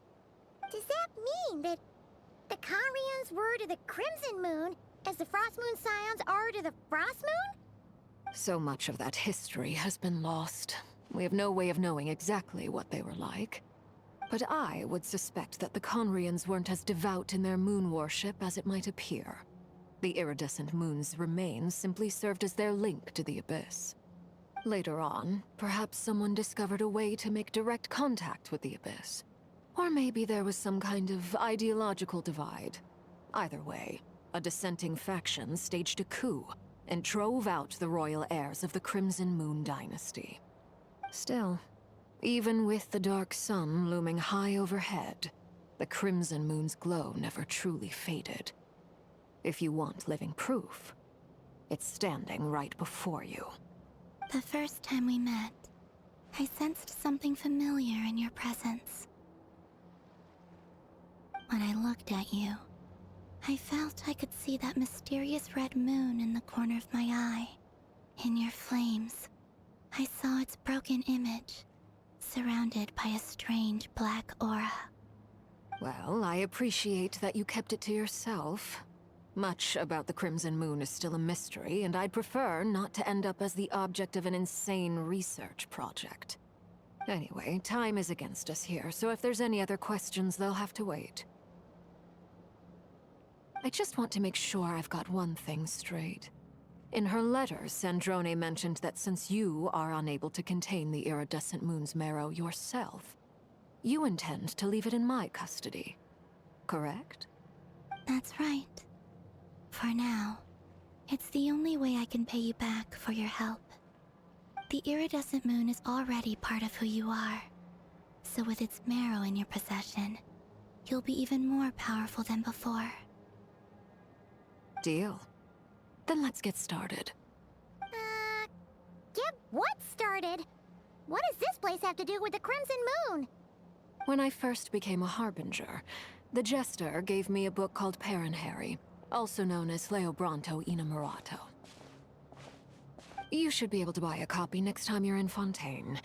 It's a love story set in the Crimson Moon era. But setting aside the tangled romances of its characters, it also records a few interesting details. In the Crimson Moon era, or so the story goes, there was an orphanage that received children from beyond the bounds of this world, and subjected them to a peculiar induction ceremony. Beyond the bounds of this world? For real? And what kind of induction ceremony? The Crimson Moon sages looked beyond this world for beings with powers that surpassed the gods. But fearing they might lose control, they subjected these children to a process of refinement. They made these children crawl up a fireplace and kept asking them, "Have you died? Did you see it?" Until they finally admitted to having died and seen a crimson moon. The adults embraced the children who passed the ritual, telling them, "Within the fireplace, you have traversed the flames between two worlds. Here and now, you are born anew." The book leaves much unsaid, but I suspect that this was their way of branding the children they had enrolled, leaving an indelible mark upon them so that they would forever live in the Crimson Moon's light. That explains why I can't sense the Crimson Moon's marrow in this world. It makes sense that it would be sealed in a special space that can only be accessed temporarily through some kind of ritual. But there's no fireplace here. Do you see a chimney anywhere? Oh, are we supposed to build it ourselves? Okay, fine. Paimon will go find some bricks. That won't be necessary. The fireplace is purely symbolic. The key to the ritual is crossing the flames between two worlds. In other words, the flames that burn within me. Those burned away by such flames leave behind a kind of ghostly afterimage in the world. In the days of Conria, people believed they could be used to bridge the gap between the two worlds of life and death. In short, I can open a passage to that space for you. That's the easy part. The catch is I'll need to stay on this side to keep the passage open, so I won't be able to come with you. Once you're inside, you'll have to find your own way. Very well. Then I'll open it up. Traveler, spare me a little more moonlight if you would. I may need it.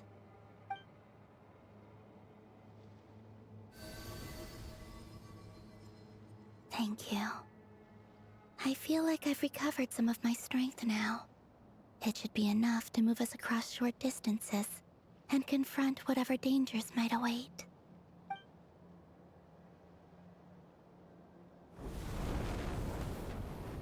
Mistress of the seven hues of ages past, great mother of the present, crimson-clad sovereign of the two realms, by fire severed, by fire renewed, I offer myself now and beseech your descent.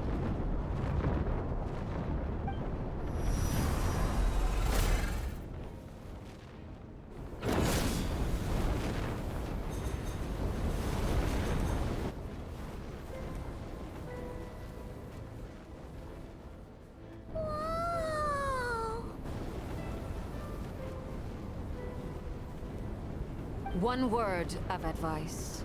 As you're crossing over, no matter what voices you hear, do not answer.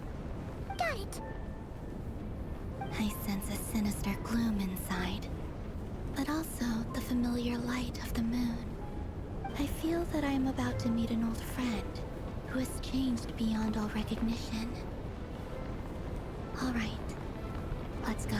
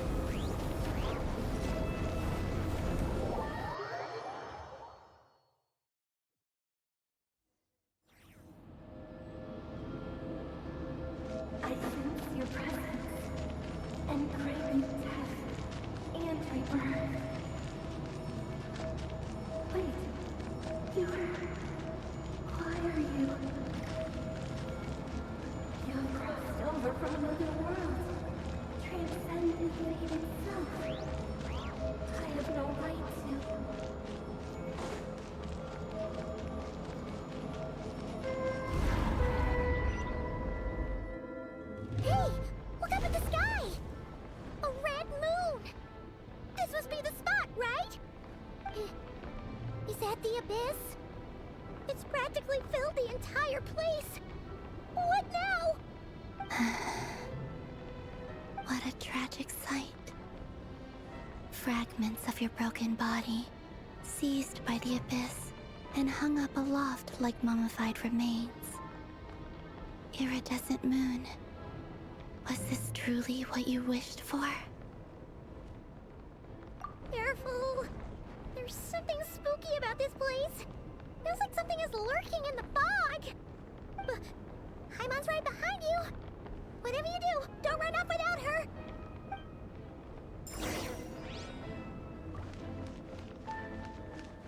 By the way, Columbina, didn't you tell us that the iridescent moon had shattered into pieces? The moon up there looks pretty whole to Paimon.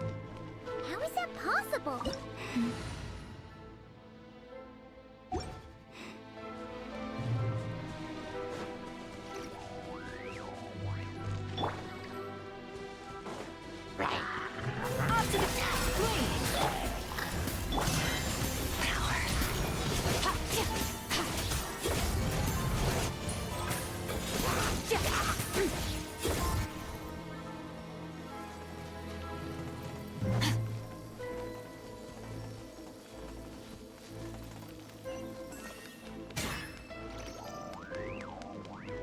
Just like I thought. It was only a facade.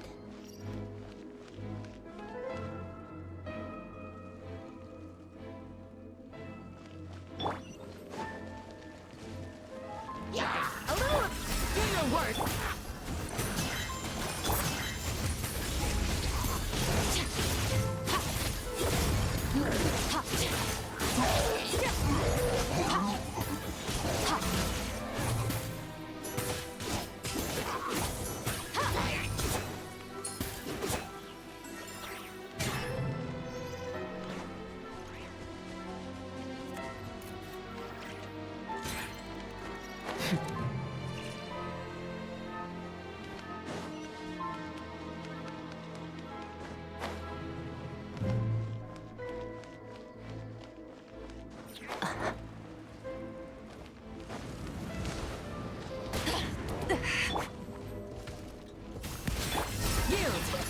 Delves into destiny. Annihilate.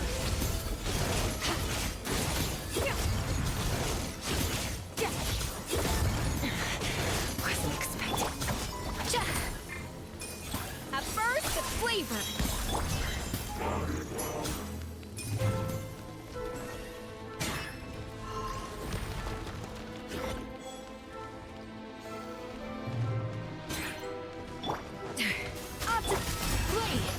Shadows of fate. Surge.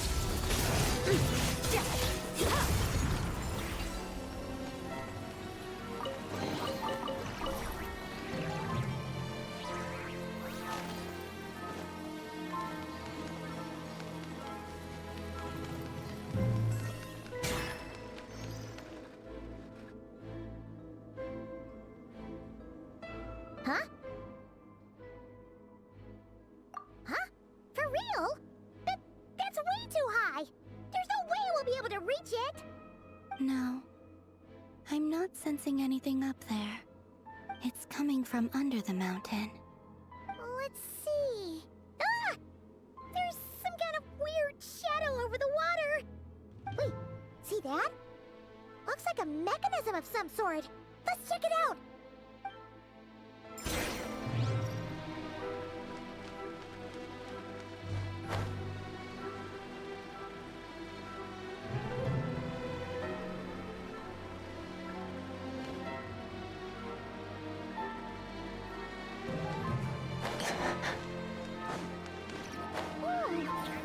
Looks like a device from the time of Kalia. Maybe people once came here to study the Crimson Moon's domain, and they left this behind.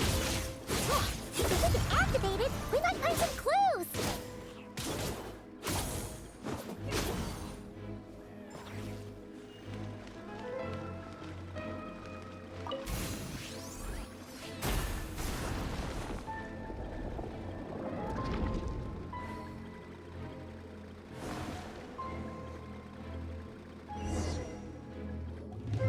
Hey, look at that! Now that the mechanism's running, the shadow in the water looks might be the key to unlocking the secret? Let's try to find more of them! Thalindis, we'll leave the rest of the research in your hands. We'll be heading back now. I hope this isn't ruining date night. Ugh. Mind your own business. Just leave me some snacks on the table. Thalindis? Is that Rerear's girlfriend? How come we're hearing her voice here? Oh yeah! So, do you think she was studying this strange space all along? The Abyss has made this space extremely unstable. Maybe that's why some of the things she said and did were preserved here. Like echoes. Or after images. Whenever I see this view, it takes me back to a poem from my childhood. Waning moon, oh lifeless damsel, weeping on the mountain crest. Mourning still in wistful tone, her fragile soul now laid to rest. For me, of all people, to be here investigating the mysteries of the Crimson Moon space. Is it a coincidence? Or something more?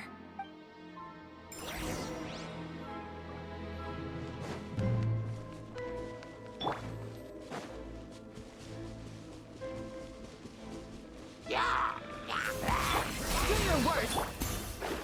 Delved into death!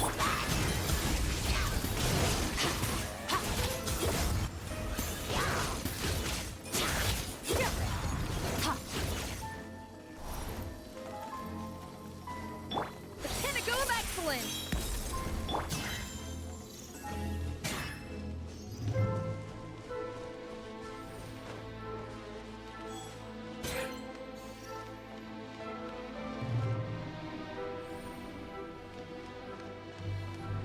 Oh, looks like the Abyss has messed up this mechanism. We need to find a way to get it working again. Let's see if there are any other devices nearby. Please, hear my prayer! Written in the stars! Extinguished! Mine to wield!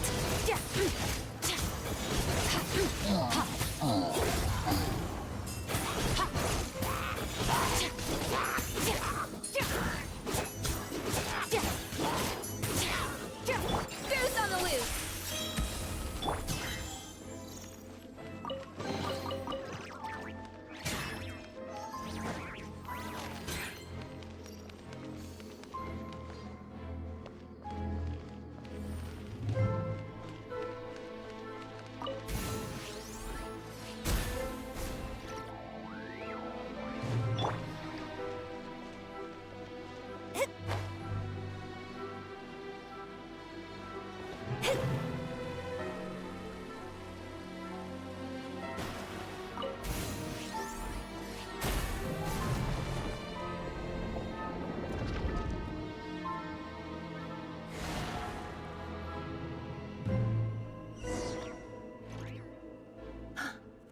I see. So the moon marrow, or rather the power of the 3 moons, is the key to unlocking. If it really does exist, then maybe this madness can finally be put to an end.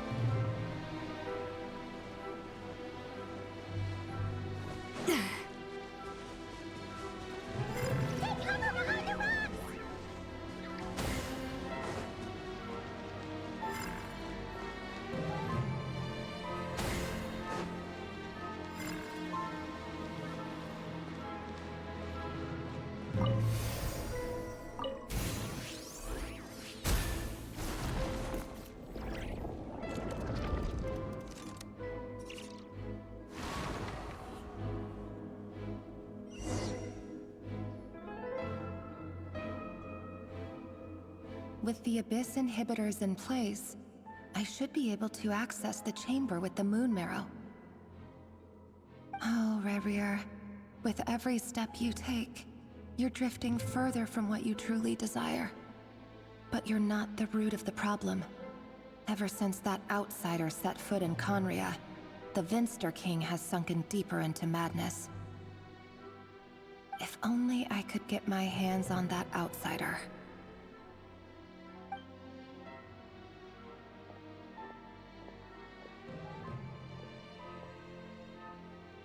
Hey look! The moon's reflection is back to normal!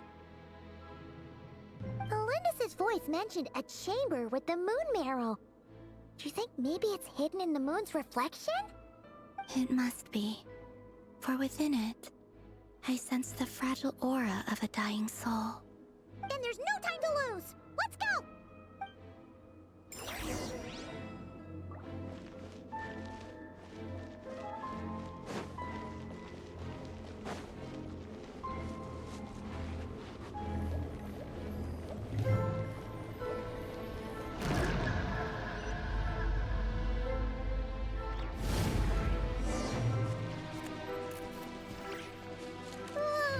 These things are so creepy! Looks like we'll have to destroy them if we want to get to the iridescent moon's marrow.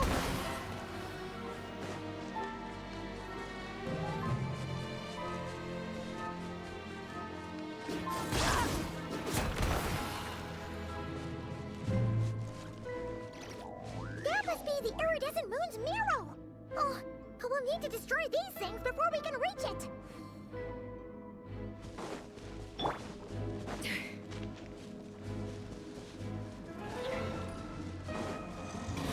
Off to the freezer! Do your work! Mine to wield.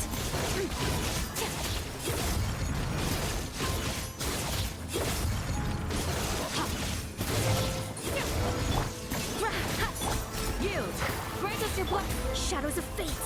Fate is upon you!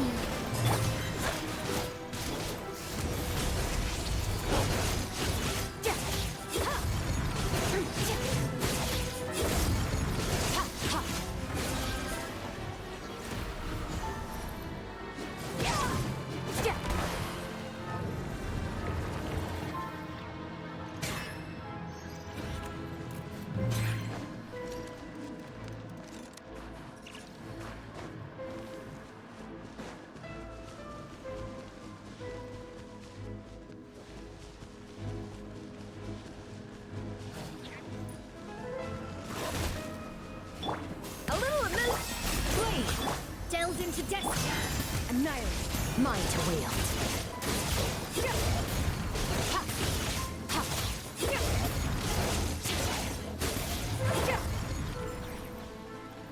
A burst of flavor.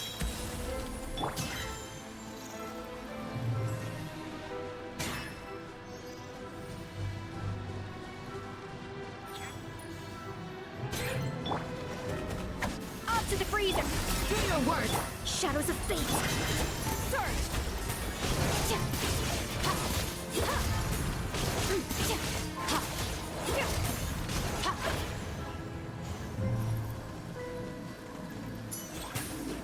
Hang in there! We're so close!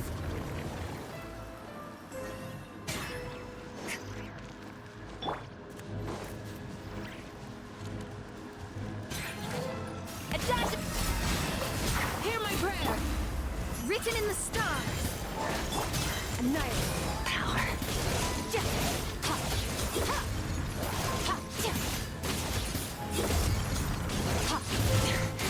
This is getting... A little amuse-bouche! The pinnacle of excellence!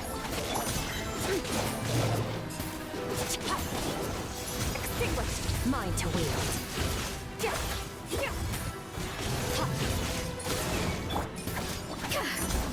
Off to the freezer!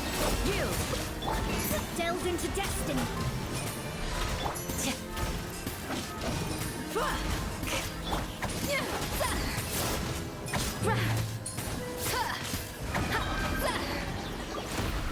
A burst of flavor!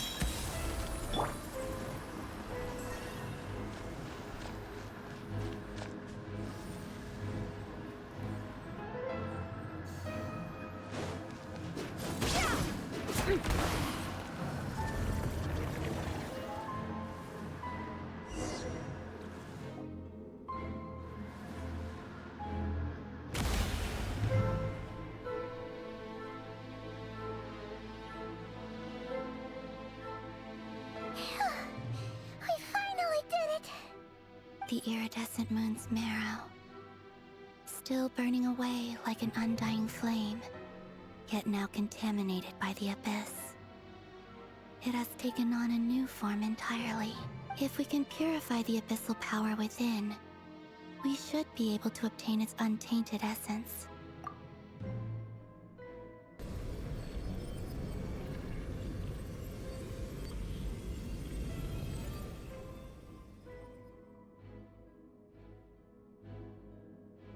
It's so cold.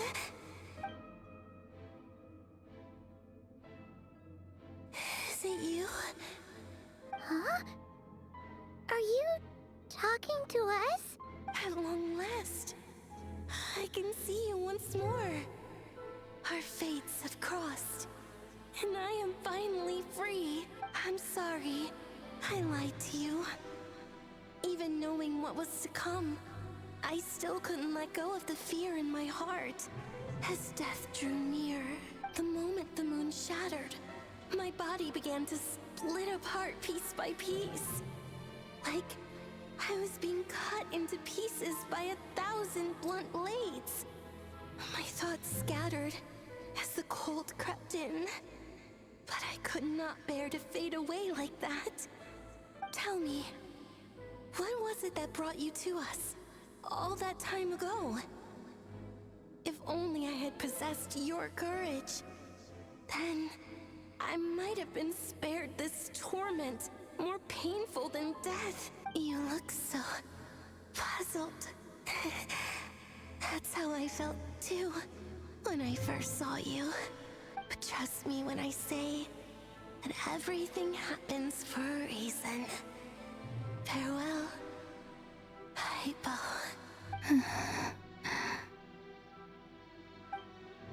What was that all about? Was that the goddess of the iridescent moon? It sounded like she was speaking to a long-lost friend. But none of us have ever met her before, right? Perhaps. She took me for the goddess of the frost moon she once knew. For a fading soul like hers, our auras must be too similar to tell apart. But anyway, we've got the iridescent moon's marrow now. That should help you regain your strength, right? Alright. Time to leave this place and meet back up with Arlecchino.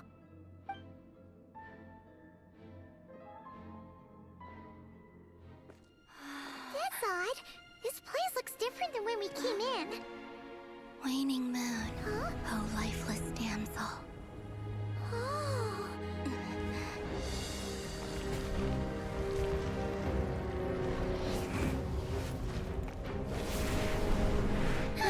Hurry! The place is collapsing! It wants to trap us here. Who's it? The abyss? Now we've taken the moon marrow. All that's left here is a dark will. It will show us no mercy.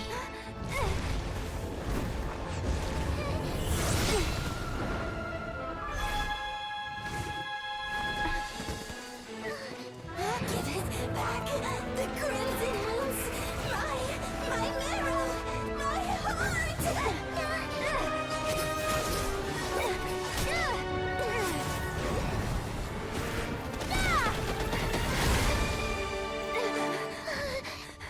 Finally! Huh?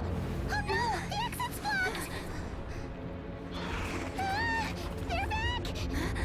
Now what do we do? This is where you fall.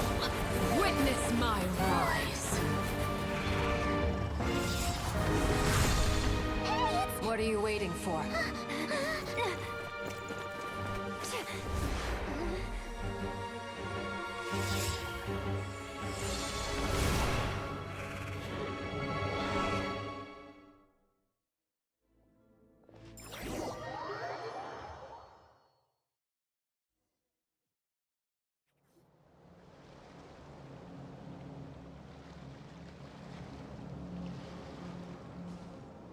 Oh, we made it!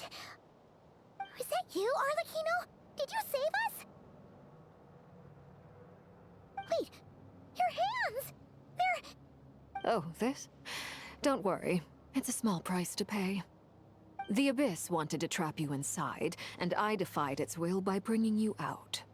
No wonder it's a little angry. No. I have paid the price, albeit a small one, and it cannot be undone. My hands have already fused with the Abyss. Purification would simply destroy whatever's left of them. But surely... Oh... We're so sorry, Arlecchino. Paimon can't believe you'd make a sacrifice like this for us. As much as I'd like to call it a favor, the truth is I was simply holding up my end of the deal. Well, Columbina. Yes, you did your part. And as promised, I will leave the iridescent moon's marrow in your care. From this day forth, may the two worlds' flames burn ever more brightly.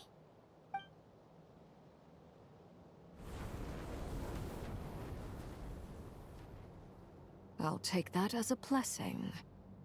Now, Columbina, give me your hand. Accept this moonlight I offer in return.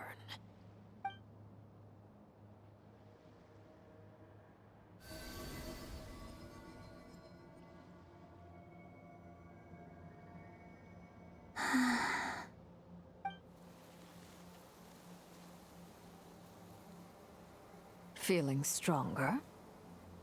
Hey,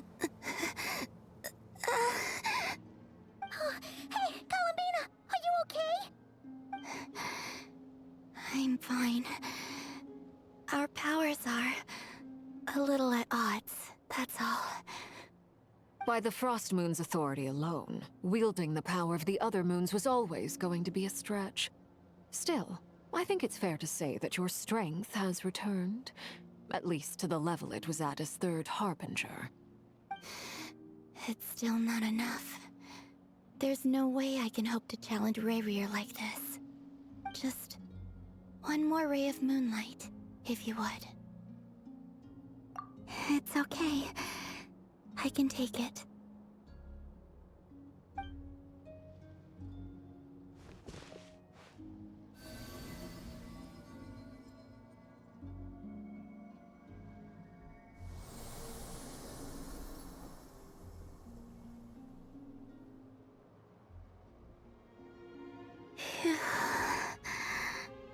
How about now? Fighting fit? At the very least, I won't have to stay hidden like before. I want to see him gone from Nod-Krai. The Rayrir of Solnari and his wild hunt must be sent back where they belong. Well, it's good to have something to aim for. You certainly seem more alive now than you did earlier. When I first met you, you didn't strike me as a ray of moonlight. More like a wisp of fog drifting in from who knows where, ready to scatter at the first sign of a breeze. But now, you're full of vitality. Just like the Frost Moon, once the brightest of them all. May you keep shining, Columbina. This is who you are. Thank you. Look after yourself too, Arlecchino. I know you have plans of your own, and that's why you're always seeking to grow stronger. But whatever you're after, don't let the Abyss take a hold of you. I do not wish to see you go down the same path as Rayrir. I appreciate the concern, Columbina. Although perhaps it's time you took a new name. A new name? Kutar, the Moon Maiden, Columbina. They're nothing more than code names. They describe who she is and the roles she's played, but they're not her real name. We often use code names in the House of the Hearth, too. But it's knowing your real name that keeps you grounded. Up till now, you've been living a wandering life, so you've probably never really cared. All I'll say is this. Once you've defeated Rayrir, give it some thought. All right, that's it from me. I'll get you back safely first, then go meet up with Sandrone. You're the best! I appreciate the gesture. It speaks to your good character. Anyway, let's get going. There are more urgent things to do right now than trade compliments.